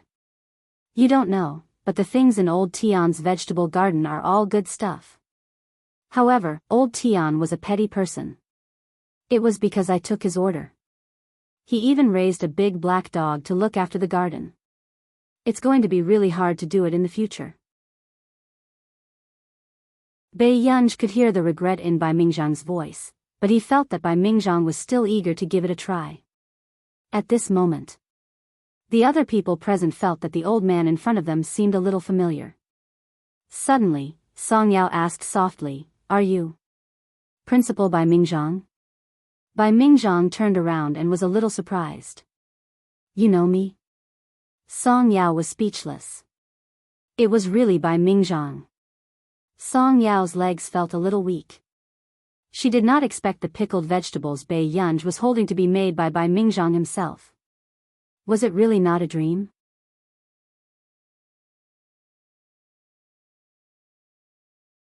Chapter 652. You're the former principal of Yunqing University. There shouldn't be anyone who doesn't know you. Song Yao was a little reserved. This was a big shot in the scientific research field. He was someone who truly stood at the peak of the academic field. At the same time, the rest of the people also froze and reacted sluggishly. Bai Mingzhang? It was Bai Mingzhang. Mr. Bai, Leia's expression changed, turning red and pale. She did not expect this jar of pickled vegetables to be given by Bai Mingzhang. Her mind was in a mess. How was this possible? How was this possible? Bei Yunj had not stayed at Yun University for long, and it was her first time seeing Mr. Bai. Where did Bei Yunj get the ability to be so close to Mr. Bai? Are these your friends? Bai Mingzhang glanced at the others and asked. Grandpa Bai, this is my friend, Song Yao. Bai Yunzhe's voice was still cold as she introduced Song Yao solemnly.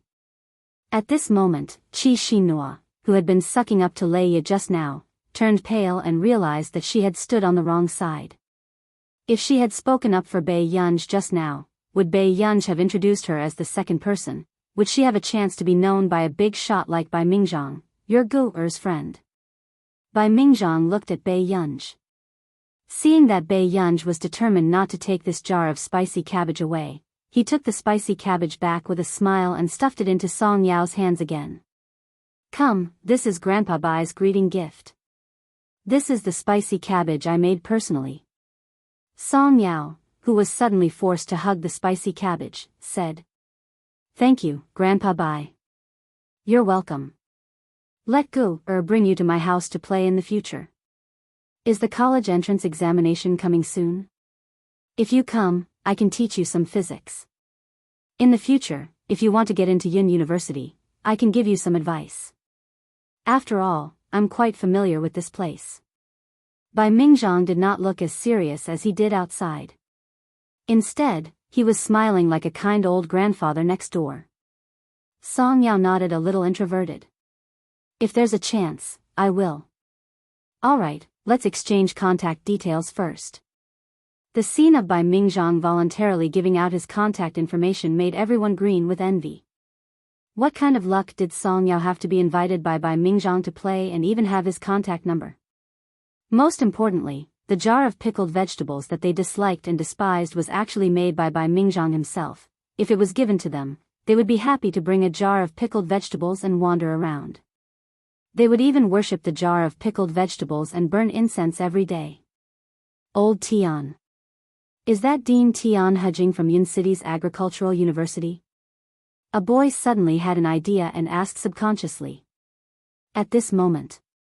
Only then did Bai Mingzhang realize that he had blurted out the matter of him stealing old Tian's vegetables. Bai Mingzhang, he was done for. His image was gone.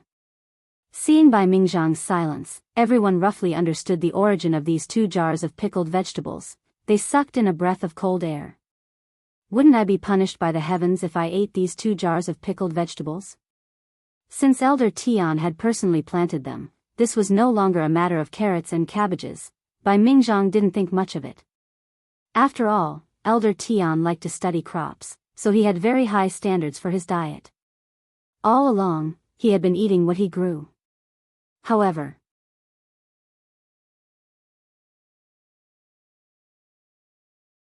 Chapter 653. In fact, of course, Tian Hujing knew that a lot of vegetables were missing every day. He just turned a blind eye and endured it.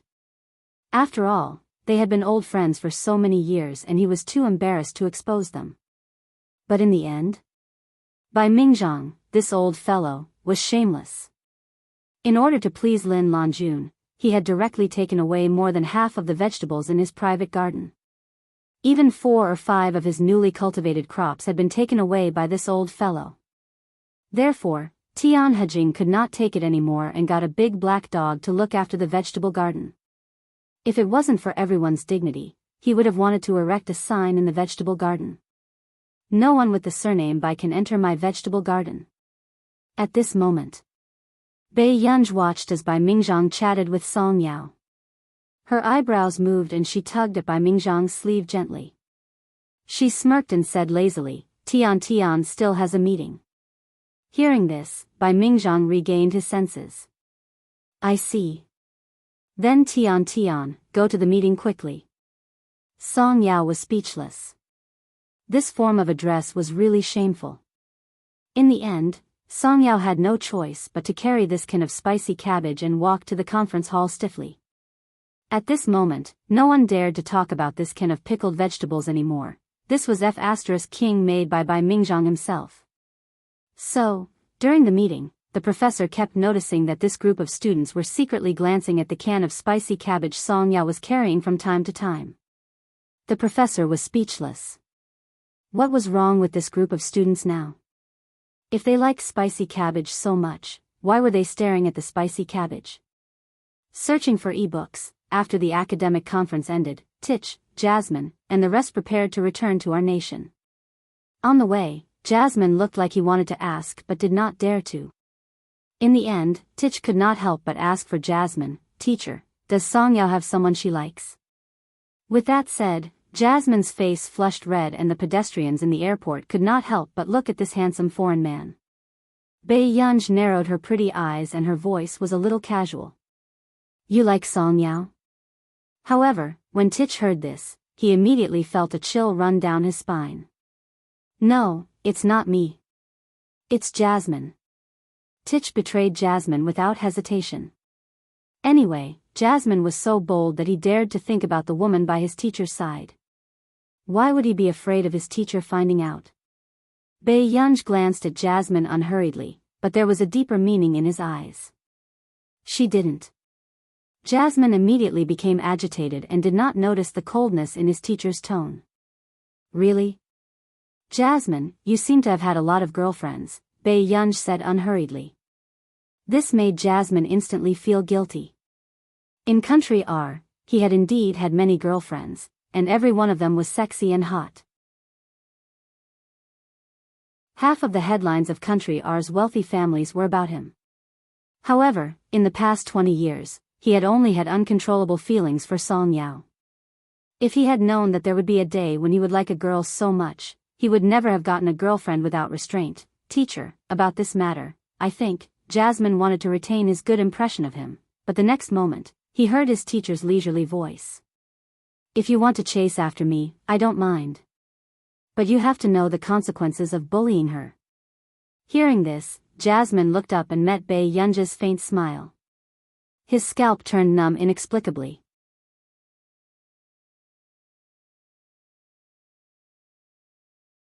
Chapter 654. Biyao did not know what Jasmine was thinking, but she had seen many people in the past who were friendly to their friends but heartless to their girlfriends. If Jasmine was such a person and insisted on provoking Songyao, then this would not be a simple outcome of breaking off their teacher-student relationship. "Teacher, I really like Songyao. Don't worry, I won't do anything to let anyone down." Although Jasmine was known for being a playboy, he had always been generous to his girlfriends. Even if they broke up, none of his girlfriends said that Jasmine was bad. Biyao did not speak, her eyes filled with careless thoughts. She did not know if Songyao had walked out of Fu Yanbai's shadow. However, no matter who Songyao liked, it was better than Fu Yanbai. Biyao did not continue this topic. Instead, she suddenly remembered and asked Tich. "Where's your father? Didn't he go back with you?" "My father. He took a private plane back," Tich said carelessly. Originally, Tich wanted to go back with Delaney, but Delaney refused to agree. Especially after he found out that Biyao had agreed to send Tich to the airport, Delaney had kicked Tich out early in the morning. He refused to let Tich take his private plane at all. What a joke. He had personally sent Tich to the airport, but Tich still foolishly wanted to take a helicopter with him? How did he give birth to such an idiot? Just like that, she was lucky enough to become his student. At this thought, Delaney had no choice but to believe in Country A's traditional culture. The ancestors had blessed him. It was really the ancestors who had blessed him. Otherwise, how could this idiot cozy up to him? Tich had no idea that in his father's heart, he was just a tool to please his teacher. Biyao did not have the time to think about why Delaney did not take her son with him. She only glanced at her watch and thought about returning to the computing institute later. "Teacher, we'll go back first. You must come to Country R when you have time." Tich held himself back and said emotionally, "We'll miss you." Hearing this, Biyao nodded. Her lazy voice sounded very perfunctory. Okay. I'll miss you too. Remember to speed up the progress of the project. Don't waste time." Tich and Jasmine, as expected, this emotional atmosphere did not last for more than 3 seconds. "Hurry up and board the plane." After Biyao finished speaking, he left with one hand in his pocket. It made Tich and Jasmine feel as if they had been abandoned by a scumbag. Wasn't this a little too perfunctory? However, just as Bai Yunj bought a cup of Odin from a convenience store in the airport, Bai Yunj looked up and saw a middle-aged man in a suit standing in front of her. It was Father Qin. Bai Yunj's hand paused imperceptibly. Then, she took another bite of the meatball, held the Odin, and walked out. Who are those two men? Father Qin immediately asked. He could tell that the two foreign men did not seem to be ordinary people. Bai Yunj was stopped and had no choice but to stop in her tracks. She slowly took a bite of the meatball. After she finished eating, she licked her lips. There was a faint smile and impatience in her eyes. But suddenly, a sharp voice sounded not far away.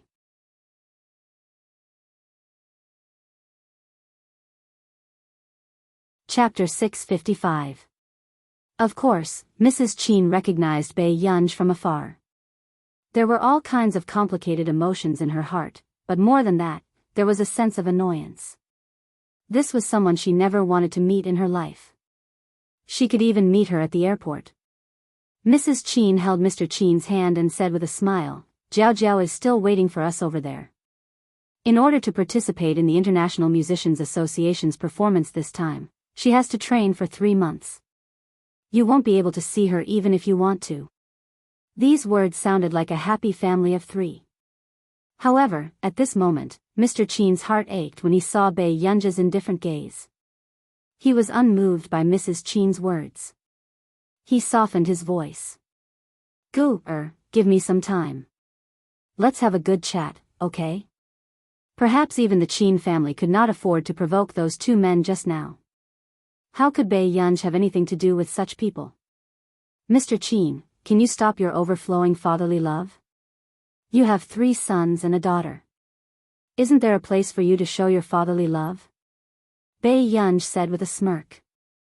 In the next moment, Mrs. Qin immediately pulled Mr. Qin and said, "Qin Ting, did you see it clearly? No one treats you as their biological father. Listen, if it was Jiao Jiao, would she be able to say this?" At the mention of Qin Youjiao, Mrs. Qin's eyes were filled with pride. Now that Jiao Jiao has become an official member of the International Musicians Association, it's completely our Qin family's honor. Do you think that others can fight for all of this for you? With that said, Mrs. Qin glanced at Bai Yunj meaningfully.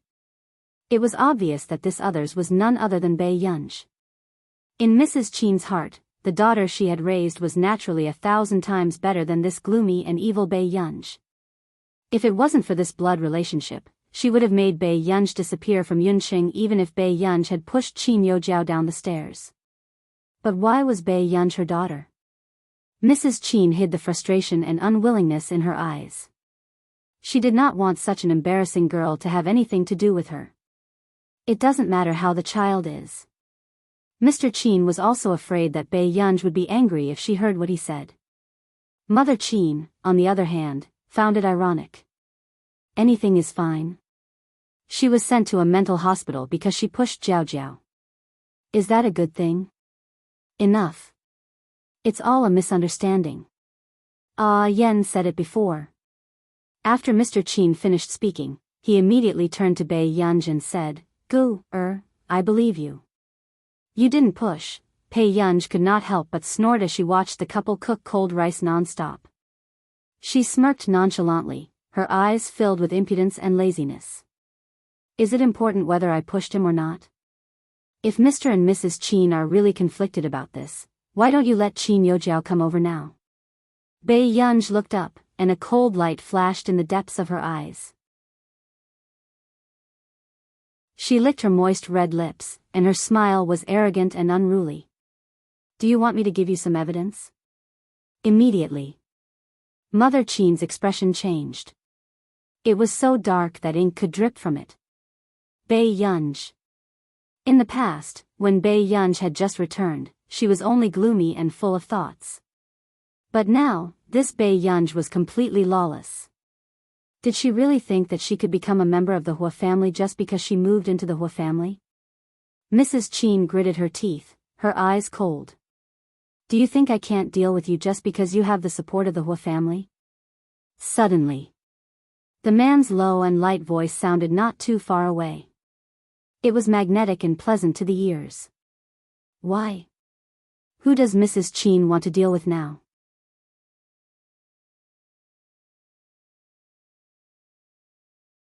Chapter 656. Bai Yunj was stunned when she heard this. In the blink of an eye, she saw the man in a black suit. He had elegant eyebrows and was handsome and refined. His pale-colored eyes were abstinent and his posture was lazy and carefree. Huashidu naturally picked up the bamboo skewer in Bai Yunj's hand and made a skewer of tofu. He bent down and took a bite. The man ate elegantly and his appearance was so good-looking that Bai Yunj's eyes inexplicably drifted away when she saw the man licking his thin lips. However, not long after, Bai Yunj regained her senses. This man had just eaten her oden. Bai Yunj's expression instantly changed. "Brother, it's sold over there." Seeing that the little girl was starting to get unhappy, the man's thin red lips curled up and he said in a very insincere and lazy tone, "I see. Bai Yunj, then go and buy some for brother." After speaking, Huashidu really took out 2 red notes from his black man's wallet and stuffed them into Bai Yunj's hand. The expression on Bai Yunj's bright and beautiful face became even more subtle. How could this D*MN man be so self-righteous? "I won't." Bai Yunj smiled slightly and even put the 2 red notes into her pocket with a smile. At this moment, when Mr. and Mrs. Qin saw the interaction between Bai Yunj and the man, it was not difficult for them to tell that the man was deliberately teasing Bai Yunj. However, his eyes did not hide his indulgence and indulgence. Huashidu's upturned eyes were charming and his posture was frivolous. He casually flicked Bai Yunj with his index finger and laughed softly. He was lazy and irredeemably sexy. Where did this little bandit come from? Mr. Hua, at this moment, Mr. Qin could not help but speak up. 29GG, especially when he saw that Bai Yunj's relationship with outsiders was better than her relationship with him, her biological father, he felt even more upset. "I almost forgot that President Qin is here too." Huashidu turned his head.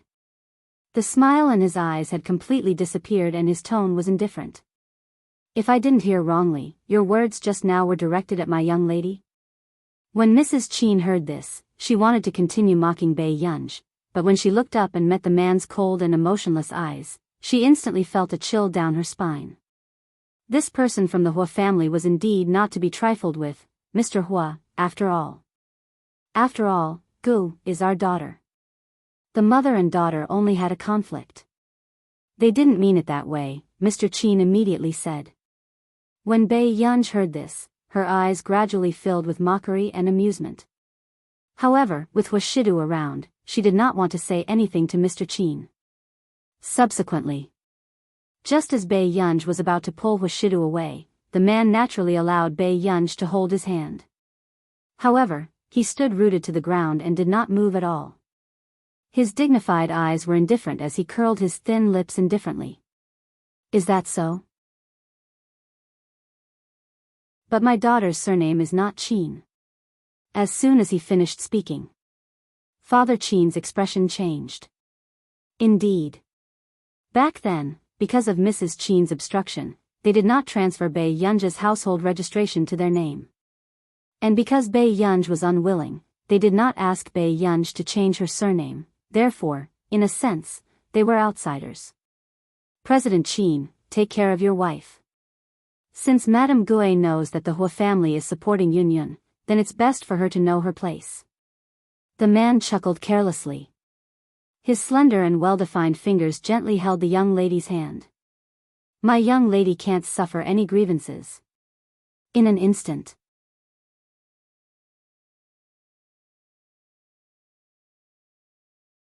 Chapter 657.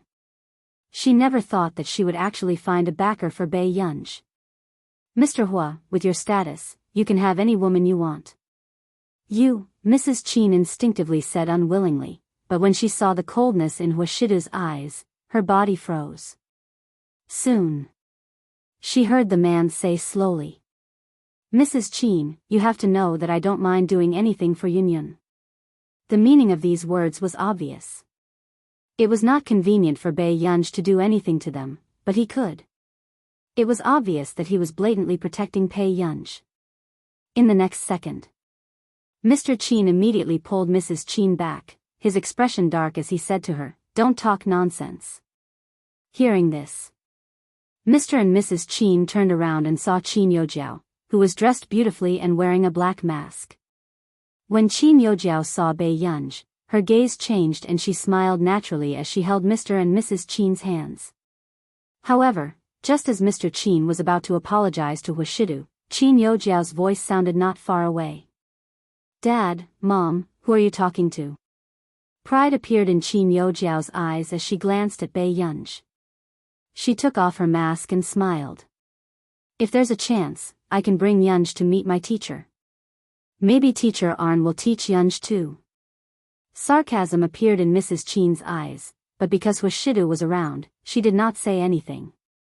"Teacher Arn has officially accepted me as a student.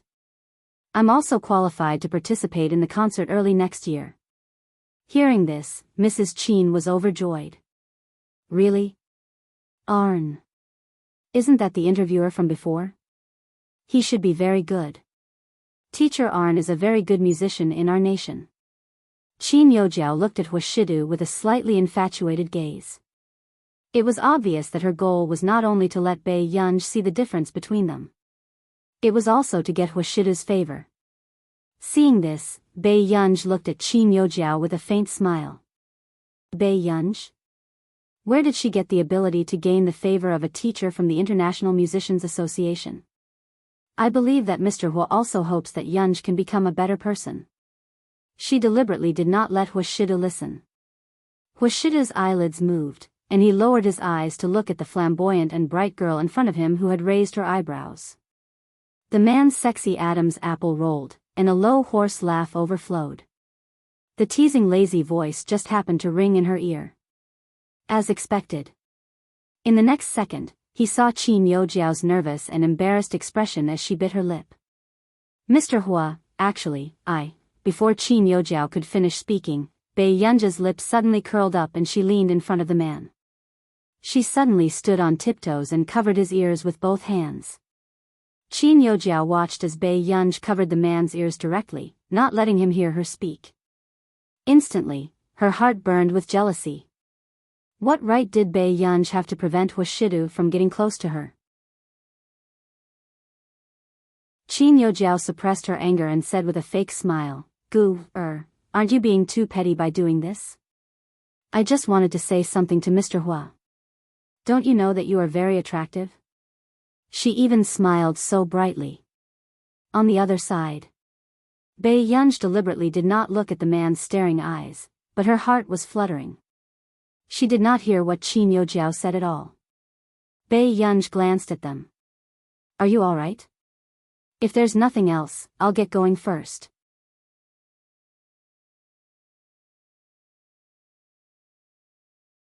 Chapter 658. Inexplicably. In front of this man, Bei Yunj did not want to be entangled with this couple from the Qin family. At this moment, seeing this, Qin Yojiao felt that Bei Yunj was being arrogant and domineering. No man would like such an arrogant and domineering woman. Besides, it was a man like Huashidu. "Bei Yunj, have you ever cared about Mr. Hua's feelings when you do this?" Qin Yojiao pursed her lips. "You can't possibly restrict Mr. Hua's personal freedom, right?" Bei Yunj raised an eyebrow. Even her beautiful and lazy eyes looked charming. "Personal freedom?" After Bei Yunj asked, she looked at Huashidu. She wanted to know what this meant. However, the man, who had not spoken much, suddenly smirked and glanced at the decorative ribbon tied to Bei Yunj's sweater carelessly. A playful look appeared in his eyes and he tugged at the bow on the little girl's sleeve lazily. His posture was lazy and frivolous. "Let's go, little girl." However, when Qin Yojiao saw that Huashidu was ignoring her, her face turned red and green. This man was already using his actions to tell her that she was being a busybody.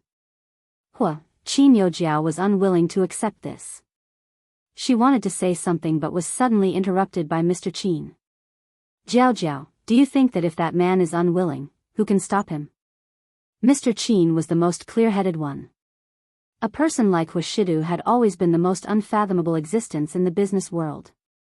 And usually, such people would never be restrained by anyone. Hearing this, Qin Youjiao froze. She did not expect Mr. Qin to know what she was thinking. Biting her lip, she stared at the man's dignified and composed back view. A trace of unwillingness flashed past her eyes before she turned to look at Mr. Qin. Qin Youjiao bit her lip. Dad, if Yunj offends Mr. Hua in the future, I'm afraid the Qin family will be implicated. These words sounded nice. If it was in the past, Mr. Qin might have believed it quickly. However, at this moment, Mr. Qin's eyes darkened. He glanced at his pampered but obedient daughter in front of him and could not help but look at the girl who would not even greet him when she left. He had a feeling that he was losing something and he was afraid and depressed. Brother, why are you here? Bei Yunj walked beside Wuxia and pressed down on the brim of her hat as she asked unhurriedly. Something cropped up all of a sudden, so I need to return to country art. Bei Yunj glanced at the man subconsciously and fell silent. What happened? Wuxia saw that the young lady did not speak and could not help but chuckle softly. His magnetic and pleasant voice flowed out from his sexy Adam's apple. I'm fine. Bei Yunj said. When the man heard this, his eyes became even darker, and he couldn't see clearly. He suddenly leaned forward and said, You can't bear to part with me? Bei Yunj glanced at him and suddenly smiled. I want to nod. Can you bring me along? Brother only booked one ticket. The man said slowly and pinched the back of the little girl's neck gently. The numb feeling was like an electric current. However, Bei Yunj had just regained her senses when she heard the man change the topic. His voice was lazy and long. It was blatantly seductive, making her blush and her heart race. If Yunj wants to go, you can only sit on brother's lap. This D***MN man. Bei Yunj smiled and reached out to grab the man's hand. I thought that as a domineering president, brother would take me back to take a private plane.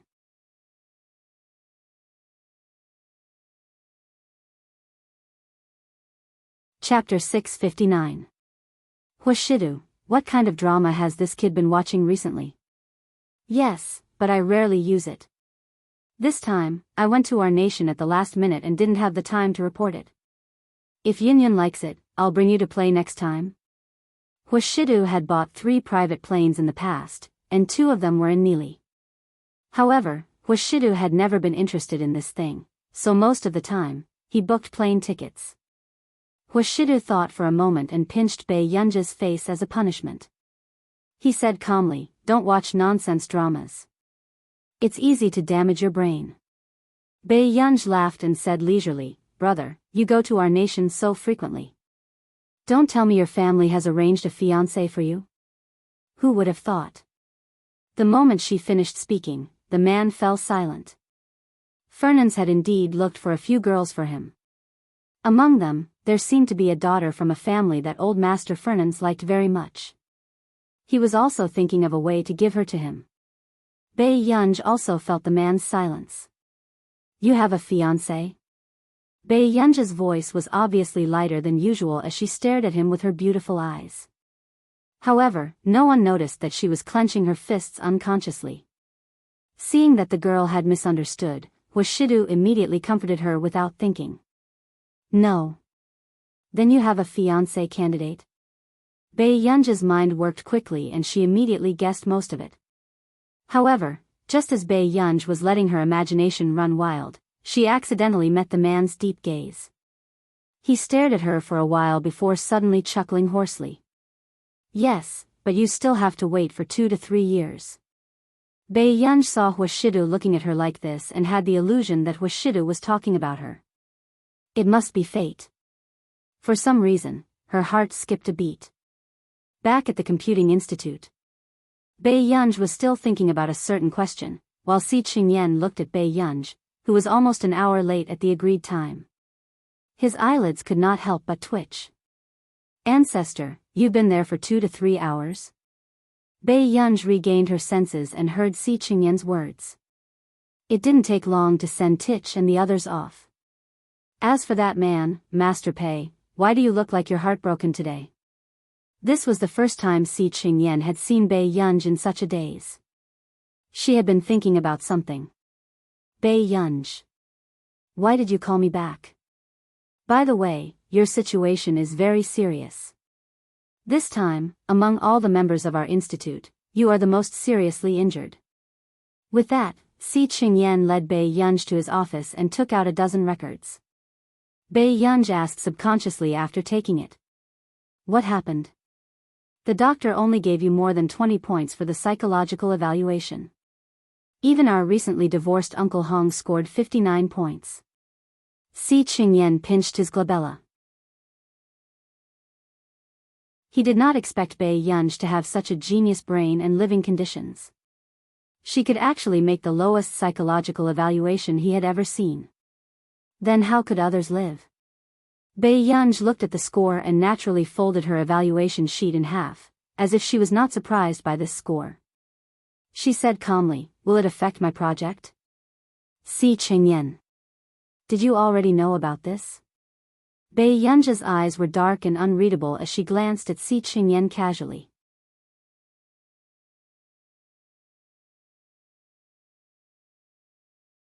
Chapter 660. Don't look at me like that. It's useless to silence me. The old master knows about this too. Bai Yunj furrowed her eyebrows and was a little impatient. What can this psychological evaluation mean? It was not the first time she knew that there was something wrong with her. Otherwise, she would not have gone to the psychological clinic so many times in her previous life. However, it was useless even after seeing it for more than 10 years in her previous life. Why should she waste this time and continue reading? Yunj, yes, this evaluation report won't affect you from getting any honors. But the old master is worried about you and I don't want anything to happen to you. After Si Qingyan finished speaking, he saw that Bai Yunj was silent. He knew very well that this fellow was amenable to coaxing but not coercion. Elder Zhong has already arranged a private doctor for you. Bai Yunj's eyelashes fluttered and she glanced at Si Qingyan calmly. Just as Si Qingyan was feeling nervous that Bai Yunj might scold him, he heard her say slowly, "Si Qingyan, I won't commit suicide." Hearing this, Si Qingyan's body froze inexplicably. He could not help but look at this arrogant and unruly girl in front of him. He had never thought that one day, he would hear with his own ears that the person who said this would be Bai Yunj. Yesterday, when the psychiatrist talked about Bai Yunj's condition, he and old Master Zhong were both there. He found it hard to believe that a proud and arrogant person like Bai Yunj actually had extreme self-denial. To a certain extent, it was accompanied by some special influence in her childhood, causing her to have bipolar type I. Si Qingyan immediately asked, "Have you used a mood stabilizer in the past?" Last time, the doctor had also said that Bai Yunj did not accept his guidance. There were some questions that he could not ask at all. For example, if Bai Yunj had used a mood stabilizer before, it was very likely that Bai Yunj had already lost control of her emotions and had serious symptoms such as hallucinations before. Bai Yunj's fingers paused imperceptibly before she glanced at him slowly and pressed her psychological evaluation report in the middle of the stack of paper. She said lazily, "No." Si Qingyan was speechless. With this attitude, he no longer believed that Bai Yunj was telling the truth. He had never failed a psychological evaluation in his entire life. Search, however, this person was quite powerful. It was obvious that there was nothing he couldn't get, and he had the talent that everyone envied, but he had actually made himself into such a state of mind. What the hell? Brother Yan, don't make things difficult for me. I'm improving. Bai Yunj said slowly. Si Qingyan's eyelids twitched. You tested it last time too? How many points? 23. Bai Yunj took a piece of gum from Si Qingyan's table and said frankly. Si Qingyan took another look at Bai Yunj's psychological assessment registration. 31 points. Si Qingyan was speechless. Just a little bit of improvement, it seemed. But who the hell cares how much you improved in your psychological assessment? A failure was a failure. It was just a few extra marks. Was there a need to set off firecrackers in front of the Computing Institute? Si Qingyan took a deep breath. Before he could speak, he received another call. When Si Qingyan was on the phone, Bei Yunj could feel Si Qingyan's gaze on her from time to time. Bei Yunj was speechless. He suddenly had a bad premonition. Soon after hanging up the phone, as expected, Bei Yunj saw Si Qingyan smiling gently. Elder Zhong has contacted his friend and decided to let you go to the war zone to play for a while. Don't worry about school reopening. He will apply for leave for you.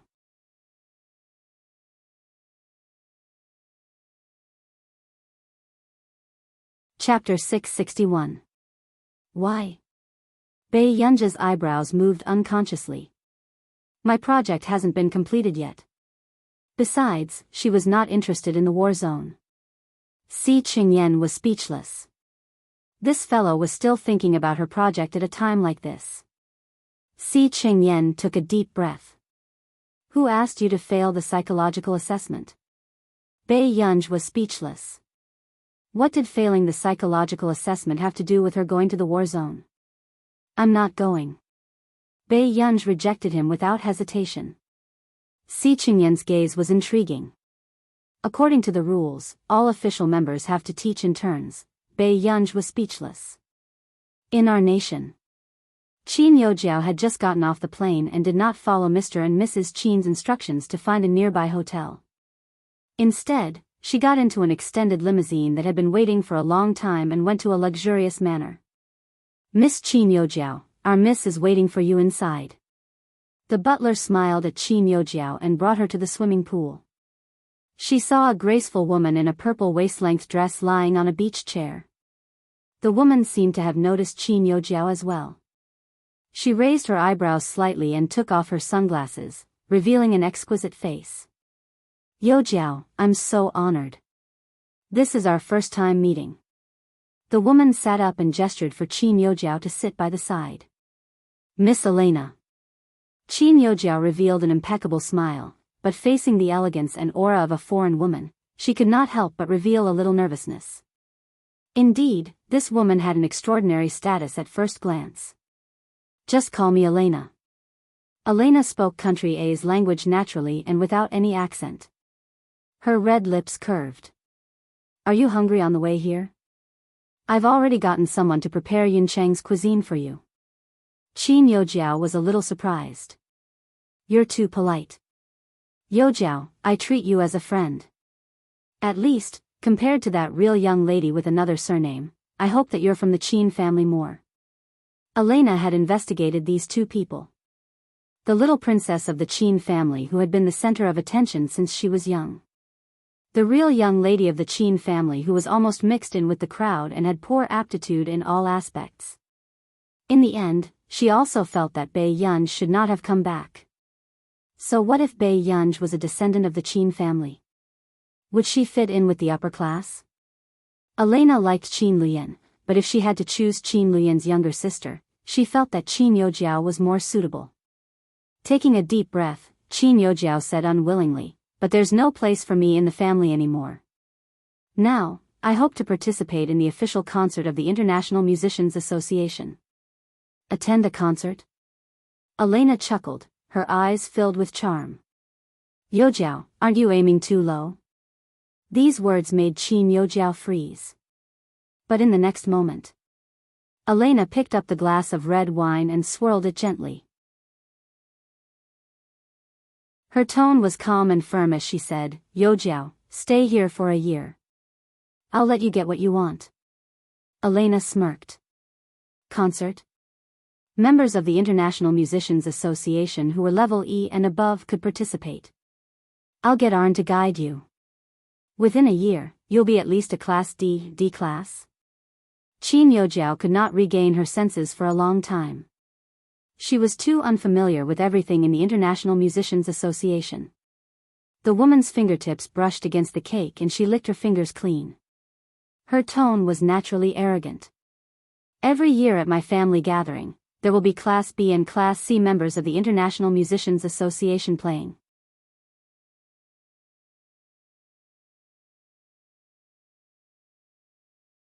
Chapter 662. I also know some things about the International Musicians Association. Arn was promoted to Class A this year. Elena said, there are only a handful of Class A members. Every Class A member is also a truly respected international musician. Hearing this, yearning and envy appeared in Qin Youjiao's eyes. When would she be able to become someone like Arn? Youjiao, you're very talented. As long as you study hard, you'll get everything you want very soon. A trace of admiration appeared in Elena's eyes. She did admire Qin Youjiao. Only such a person was qualified to be Qin Lian's sister. Really? Then I want to know what level that person is at now. Qin Youjiao felt uneasy, but she still wanted to know if she had a chance to surpass that person. You mean Yuan?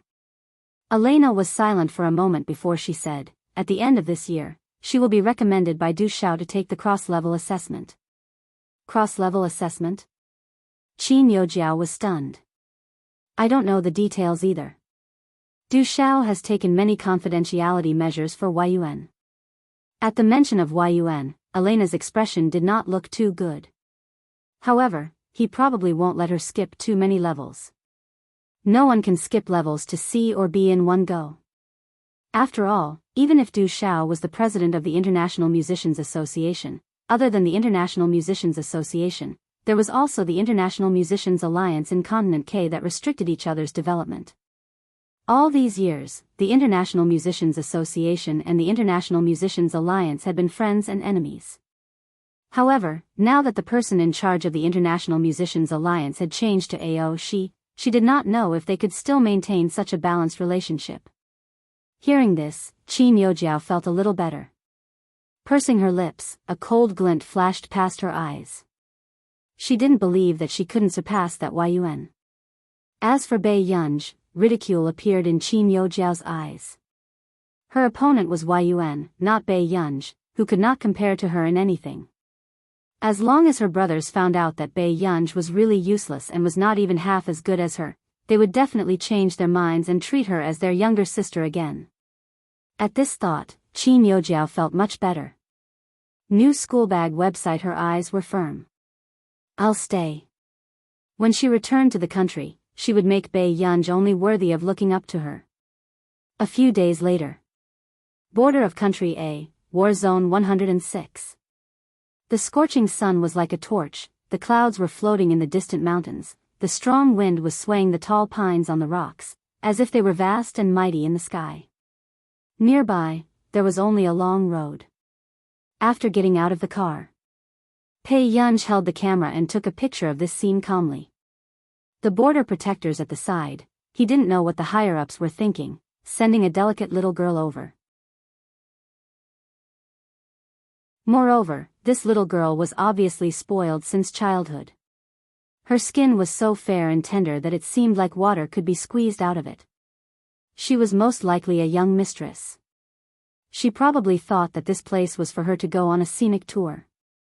Miss, you'd better come with me, the dark-skinned young man said.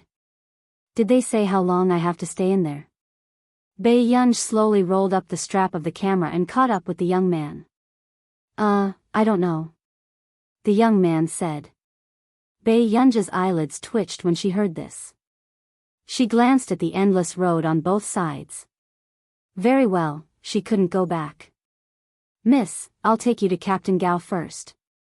Along the way, what surprised the young man in camouflage was that apart from stopping to take photos, Bei Yunj almost stopped communicating with him.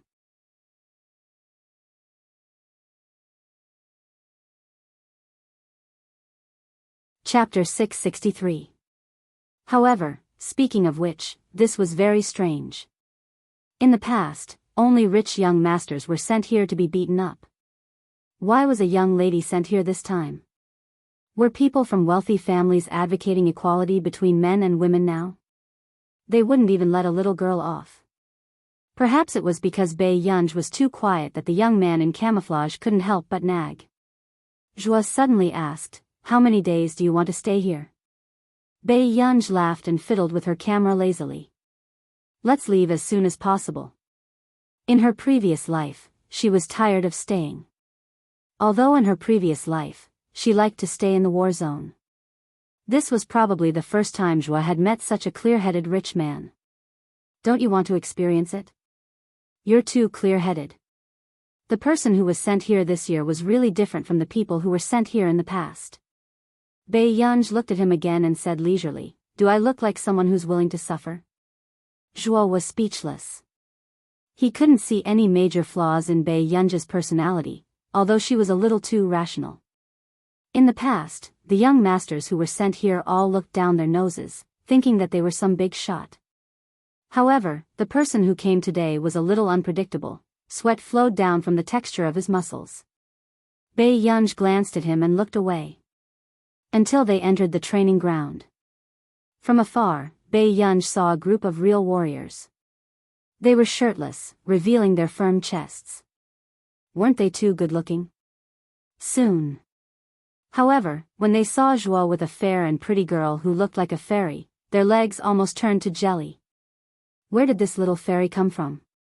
Captain Gao nodded and glanced at Bei Yunj indifferently. He didn't know Bei Yunj's identity. He only knew that old Master Lang had sent her here. Bei Yunj was sent to Captain Gao. At this moment, Captain Gao was training with more than 20 team members. Miss Pei.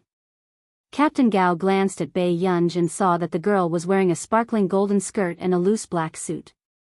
Only the cuffs were embroidered with exquisite golden patterns. She was also wearing a pair of leather black high heels. He said that although the young lady was here for training, she must not be allowed to encounter any physical threats. It was obvious that old Master Lang was very nervous about this delicate young lady. Captain Gao, I'm sorry. I don't understand. Bei Yunj, she didn't feel any psychological pressure at all. The girl's black hair was loose and curly, draping over her shoulders. Her eyes were bright and languid, too exquisite and beautiful. Do you know that you came to the war zone today? Captain Gao took a deep breath. Bei Yunj? Who would have thought? Suddenly, someone pointed at her and said in disbelief, trembling. Hui also looked at her warily. What are you doing here? Soon, Bei Yunj turned around and saw Hui. Miss Pei, is this your first time in the war zone? Sergeant Gao asked. Just now, this young lady had said with an innocent face that she didn't know much about this. Wasn't this Miss Pei too vengeful? Could it be that she knew that he had been demoted here, so she came here specially? In the end, this newcomer, Hui, actually recognized Bei Yunj at a glance. Bei Yunj's eyebrows twitched, and she glanced at Hui beside her.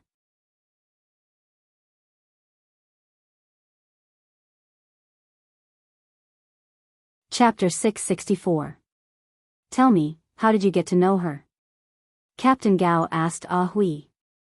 Hui was about to blurt it out, but he was afraid of offending Bei Yunj. After all, after seeing Bei Yunj play with guns last time, he was already traumatized by this missy. I met her when I was accompanying Captain Ji on a mission. Hui felt a little guilty. The Ji family seems to have a good relationship with Miss Pei's family. Hearing this, Sergeant Gao also took a look and roughly understood what was going on. Ji Yiqing was also a famous big shot in the district. Everyone knew that Ji Yiqing's Ji family referred to the Ji family, which had been a family of generals for generations. The Ji family was also a prestigious family in the upper-class society. It was normal for them to know some missy from a wealthy family. Captain Gao glanced at Bei Yunj and said indifferently, I'll get someone to prepare clothes for you tomorrow.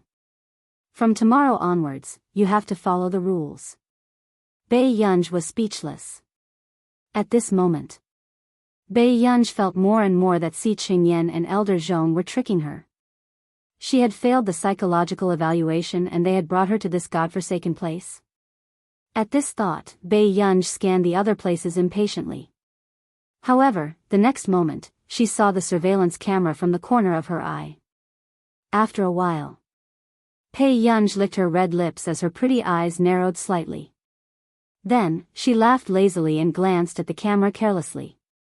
Soon, she turned her head. At this moment, everyone in the control room almost had their hearts jump out of their throats. Isn't this girl too smart? That look just now scared me to death. Meishu Bar. Old Master Lang touched his heart. The handsome doctor in a white coat beside him curled his lips as interest flashed across his eyes. She's my patient? At first, Cui Hengchuan saw that this girl was obviously not smart to come to the war zone dressed like this. But now, it seemed that no one was better at hiding themselves than this person. No wonder his junior brother said that he could not do anything to Bei Yunj when he went to treat her. A patient who was unwilling to cooperate with the doctor was indeed very troublesome. Especially a smart patient. Yes, Dr. Cui, I'll leave Gu, to you during this time. Zhong Xinglin, who was next to him, was the most nervous. Since he knew that Bei Yunj had bipolar I, he could hardly relax. How could he have such a psychological problem at his age? Cui Hengchuan observed Bei Yunj's behavior while making notes. He curled his lips and teased, all these years, old Master Lang has never lent me out. It seems like this girl has a big start. Hengchuan, nothing must happen to this child. Then, Cui Hengchuan heard him pause for a moment. This is not just my idea. It's also the higher-up's idea. Hearing this, Cui Hengchuan's eyes flashed with surprise. He did not expect that the person leading this matter was not old Master Lang, but the higher-ups. I know, but I can only do my best. Mental illnesses are difficult to control, let alone treat. Cui Hengchuan looked at the girl in the video for a while and couldn't help but mutter to himself, a girl like this shouldn't suffer like this. Dr. Cui, what are you talking about? Zhong Xinglin asked. Cui Hengchuan came back to his senses and smiled. Nothing. What we need to do now is to find the cause of Miss Pei's illness. At the training ground.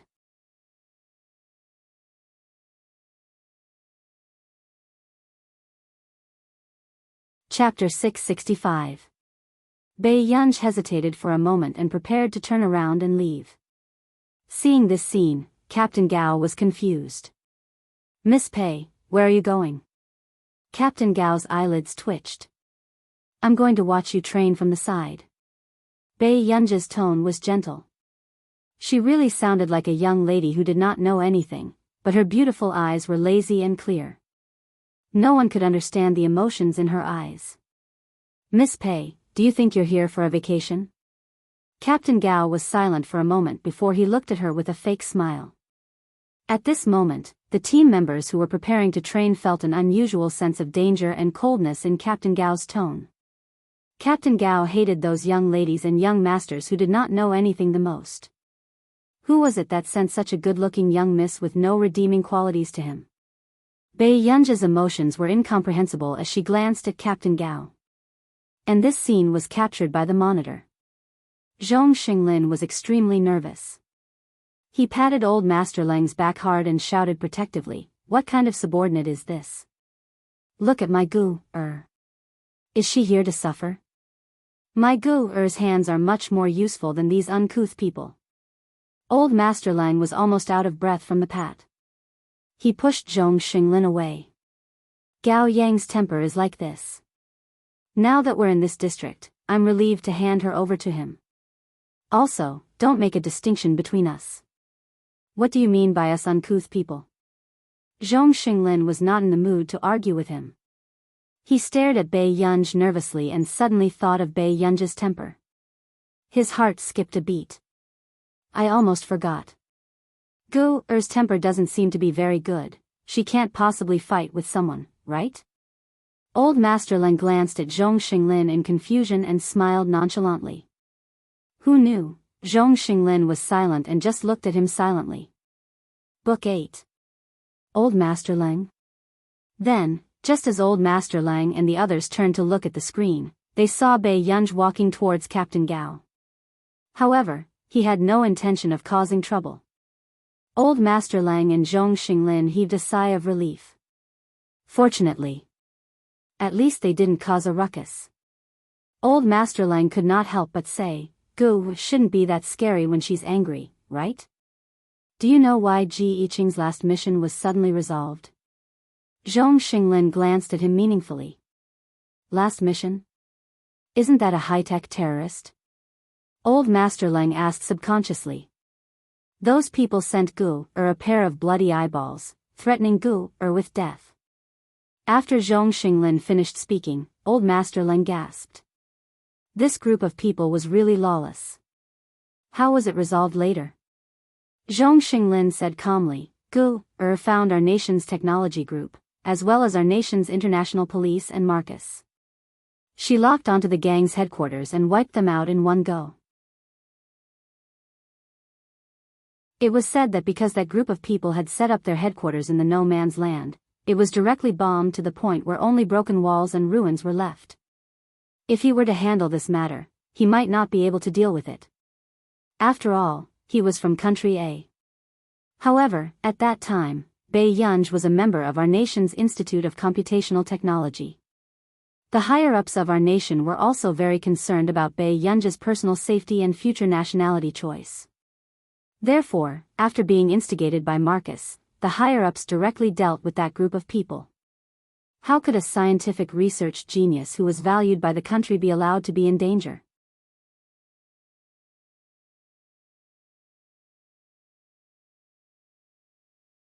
Chapter 666. He had heard about this occasionally, but he did not know that it had something to do with Bai Yunj. Isn't this girl's vengeful heart a little too strong? Zhong Xinglin had always been protective. He retorted, which young lady can accept being given eyeballs?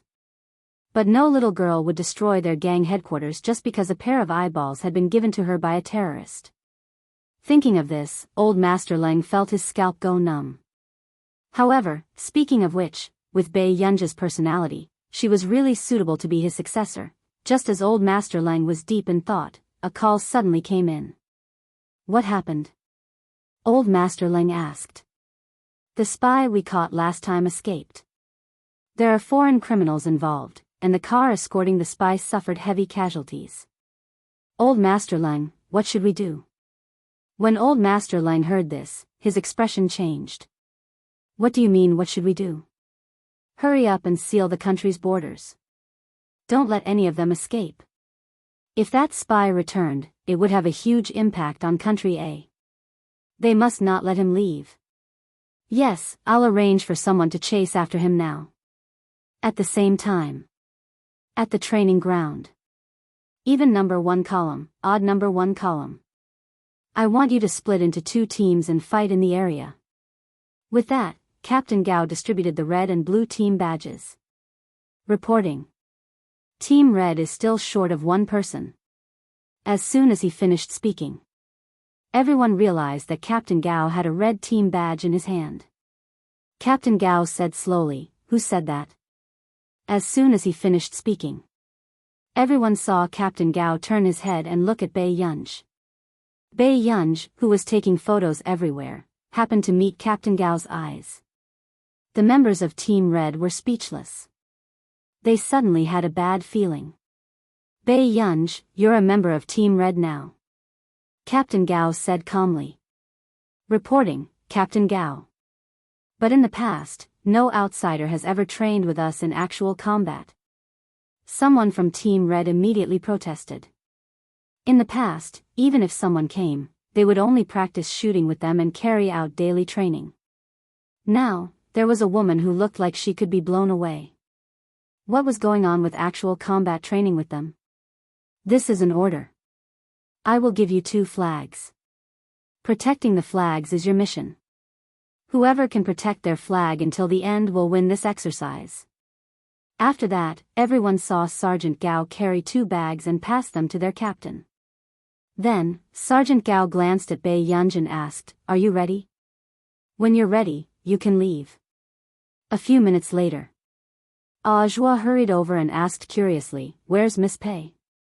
"Training." Captain Gao was unmoved. Zhua suddenly panicked and immediately said, "Captain Gao, this is not Old Master Lang's man. Don't be too strict." Those who come to the war zone, regardless of whether they are sent here, are all the same. Sergeant Gao's tone was cold. Where is she now? Great Eagle Forest. As soon as Captain Gao finished speaking, Zhuo almost had a heart attack. This was their field training ground. How could they let someone without any fighting ability go to the Great Eagle Forest? Captain Gao, if anything happens to her, how are you going to explain it to old Master Leng? I will take full responsibility. Sergeant Gao frowned. In the monitoring room, Zhong Xinglin frowned. What's going on? Where are you sending Gu? Old Master Leng, who had just finished the call and knew where Bei Yunj had been arranged to go, had an ugly expression on his face. This Gao Yang is really a bastard. What's going on? Zhong Xinglin could not help but ask.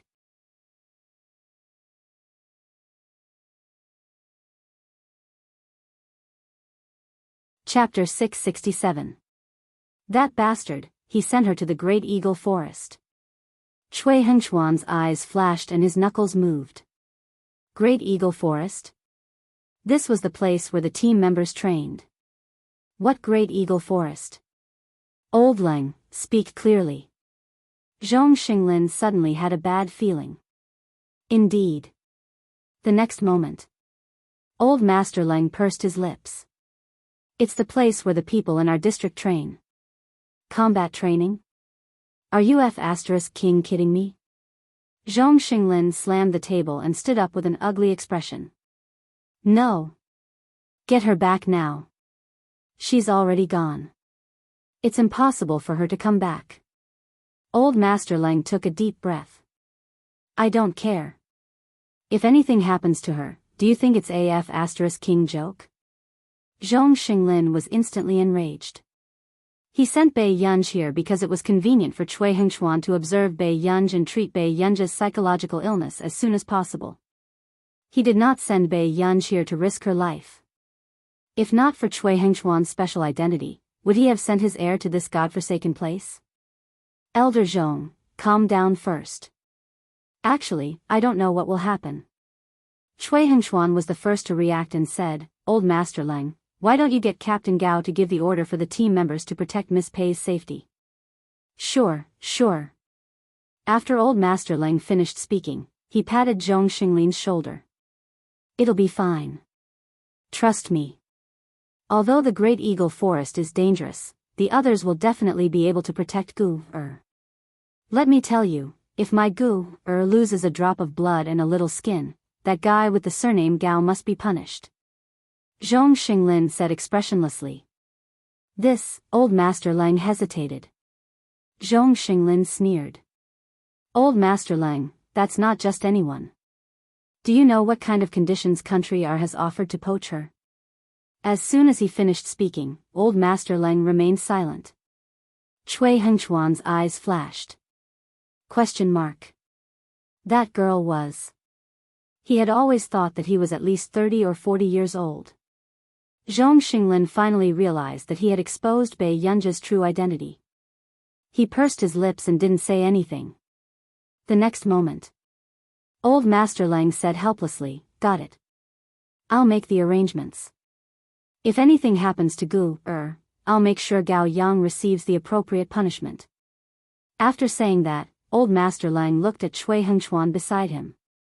Dr. Cui, I hope you can keep this matter a secret. After all, Gu's information is not allowed to be made public. I understand. Hearing Old Master Leng's words, Cui Hengchuan was finally sure that this girl was really, he's actually so young. Cui Hengchuan glanced at Bei Yunj's personal information. He was not even 20 years old. He actually had such an achievement. No wonder Zhong Xinglin and Old Master Leng were so nervous about Bei Yunj. Researchers like her were indeed important targets of protection. Not long after, Captain Gao received a call from Old Master Leng and was even scolded to his face. In the end, he was given a mission that he had to carry out. Protect Bei Yunj. This made Captain Gao unhappy, but he had no choice but to give this order to the two teams. In the helicopter, When the members of Team Blue heard the voice from the walkie-talkie, they could not help but look at Bai Yunj. Bai Yunj changed her clothes before boarding the helicopter. She had just sat down and set up the communication device when she saw everyone looking at her with a complicated gaze. What's the matter? Bai Yunj glanced at them indifferently. What's your name? Captain Jianghu asked.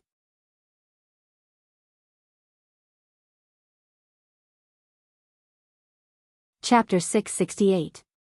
This was the first time he had heard Captain Gao give such an order. Captain Gao did not sound like he was in a good mood. Bai Yunj. What does your family do? Jianghu liked this little sister. If his sister grew up to be as good-looking as Bai Yunj, how great would that be? She runs a company. Bai Yunj thought for a while. Hearing that, the others looked at Bai Yunj with a, as expected, look in their eyes. She was really a rich girl. Do you have an older brother?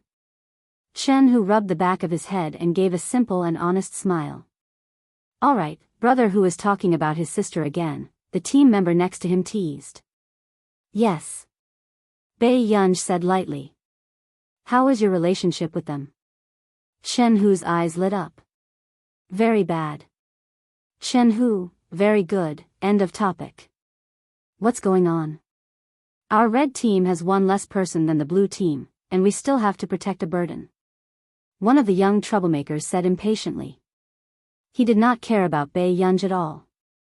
Bai Yunj glanced at the young boy carelessly. She knew in her heart that that burden was referring to her. Aya, what's wrong? You're not willing to protect the little fairy. A frail-looking boy wearing glasses next to him laughed. Protect my ass. Who the hell wants to be accompanied by a woman on a mission? That person roared angrily. Hearing that, Jianghu frowned. What do you mean by following a woman? Do you think you can inherit the throne with just a woman? Watch your mouth. Don't the blue team have a female comrade too? The troublemaker's face turned green. Then, he glanced at Bai Yunj and sneered. Dai Dan next door is not bad, but what about this one? Xiang Hongtao, you, all right. Shut up. Jianghu scolded and glanced at Xiang Hongtao. Will you be unwilling to protect the hostages when you're on a mission in the future? Xiang Hongtao saw that the people around him did not say anything to help him and sneered. After glancing at Bai Yunj, he nodded. All right, then let's just say we're protecting the hostages. I hope this spoiled hostage can give me less trouble. Bai Yunj glanced at him and sneered. What are you laughing at? Xiang Hongtao was immediately enraged. I'm fine. Bai Yunj said slowly, it's just that I thought that only animals can't control their mouths. What did you say? Xiang Hongtao was furious. He gritted his teeth and stared at Bai Yunj. His eyes were almost spitting fire, and his knuckles were cracking. The others also unconsciously fell silent. This young miss was too bold with her words. You don't understand? Bai Yunj raised his eyebrows. There was a faint smile in his eyes. He said playfully, watch your mouth. Don't bark like an animal. Understood? Xiang Hongtao's face darkened. He suddenly stood up and wanted to walk towards Bai Yunj. How dare you say that, Xiang Hongtao? Jianghu interrupted his thoughts. Get lost if you don't want to train. Instantly. Xiang Hongtao pursed his lips and suppressed the anger in his heart. A few minutes later, he sat back down. Jianghu also had a headache over Xiang Hongtao. Xiang Hongtao was clearly the most outstanding person in this group, but he was also the most troublesome. With this personality, he would suffer in the future sooner or later. This girl's words are really vicious. Old Master Lang sucked in a breath of cold air.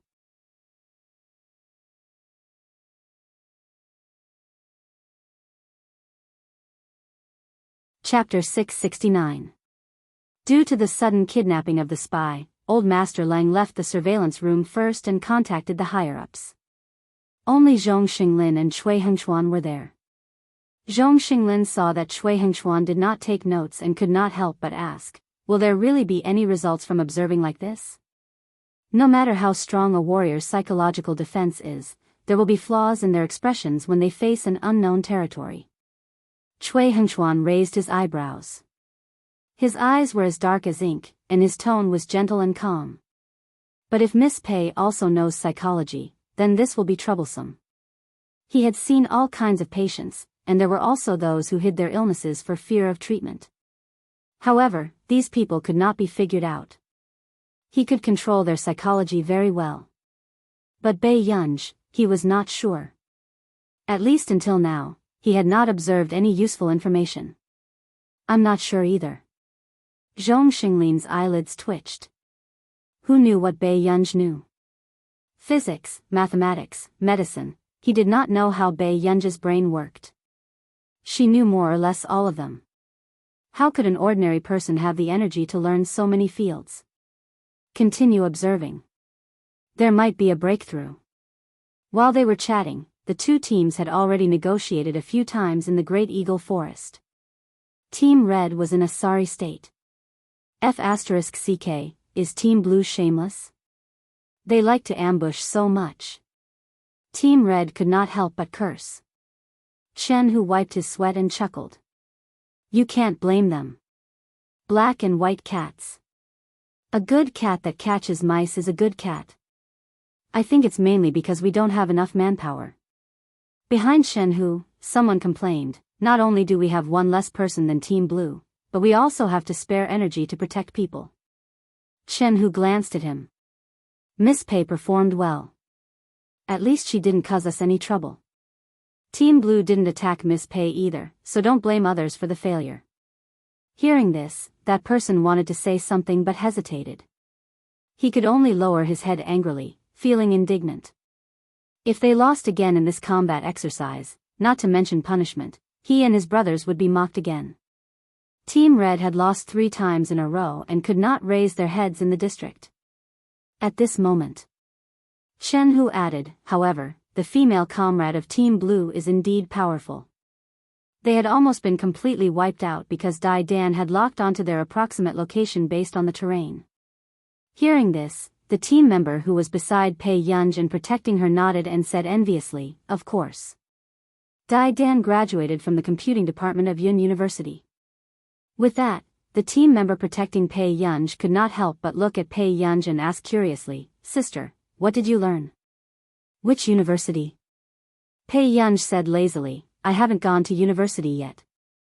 I repeated a year and am in my 2nd year of high school now. To her. Beside her, Xiang Hongtao laughed coldly and said to the team member protecting Pei Yunj with a mocking tone, do you think you can be like Dai Dan just because you're a woman? Xiang Hongtao. The team member protecting Pei Yunj did not have the intention to do so either. Hearing Xiang Hongtao's words, he immediately shouted a warning at him. This scene was recorded on the monitor. Captain Gao, who came to look for Old Master Leng, happened to see this scene. He hid the mockery in his eyes. Why are Dr. Cui and Elder Zhong here? To observe the patient. Cui Hengchuan's tone was gentle. He was wearing a white coat and was a little out of place with the surrounding environment. Then, Sergeant Gao also felt that the way Zhong Xinglin looked at him was a little hostile and cold.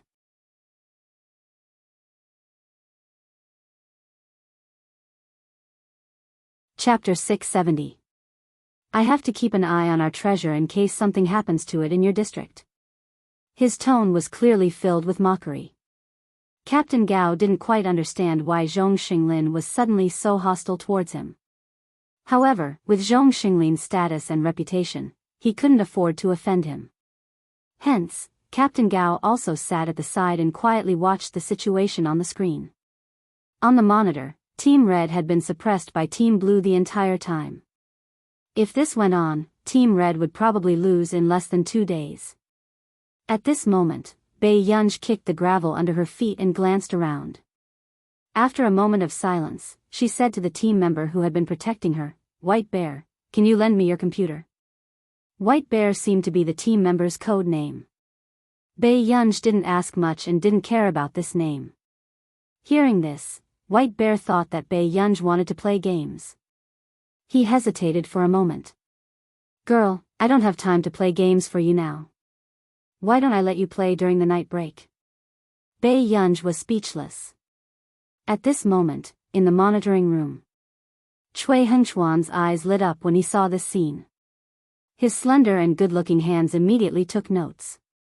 Even Zhong Xinglin couldn't help but smile when he saw Bei Yunj being despised.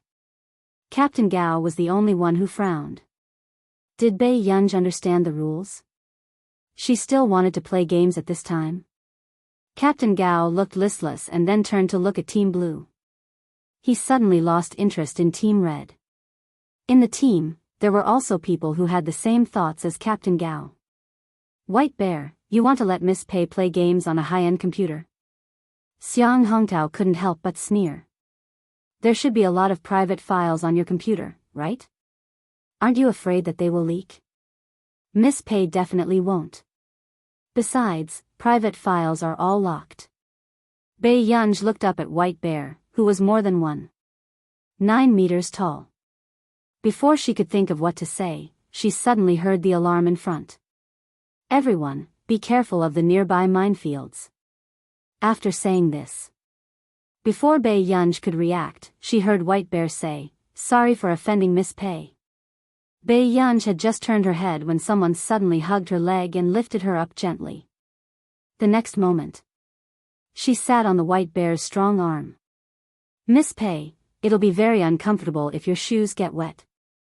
A serious look appeared on White Bear's honest face. He held Bei Yunj's calf with one hand and didn't have any intention of overstepping his boundaries. Bei Yunj looked at the small river that they had to cross. "Thank you." Why did she suddenly feel so weak? "Let me get you a computer." Bei Yunj did not give up and added, "I'll hold it. It won't get wet." White Bear didn't think much of it. He handed the laptop that he was holding to Bei Yunj. In the forest, Bei Yunj sat on White Bear's arm and slowly turned on the computer. Everyone turned their heads and saw this scene. When they had first been given the task of protecting Bei Yunj, only White Bear had a good temper and was willing to carry a burden.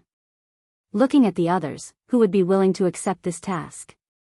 Bei Yunj, don't go overboard. What right do you have to sit on White Bear's arm? Xiang Hongtao was furious. He saw that Bei Yunj didn't even need to walk. She was really sitting on White Bear and playing on the computer. Huh. I was the one who brought Miss Pei up. Miss Pei won't feel good if her shoes get wet.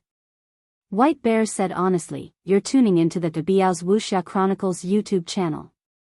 Don't forget to subscribe and join us on this journey to catch the most captivating stories."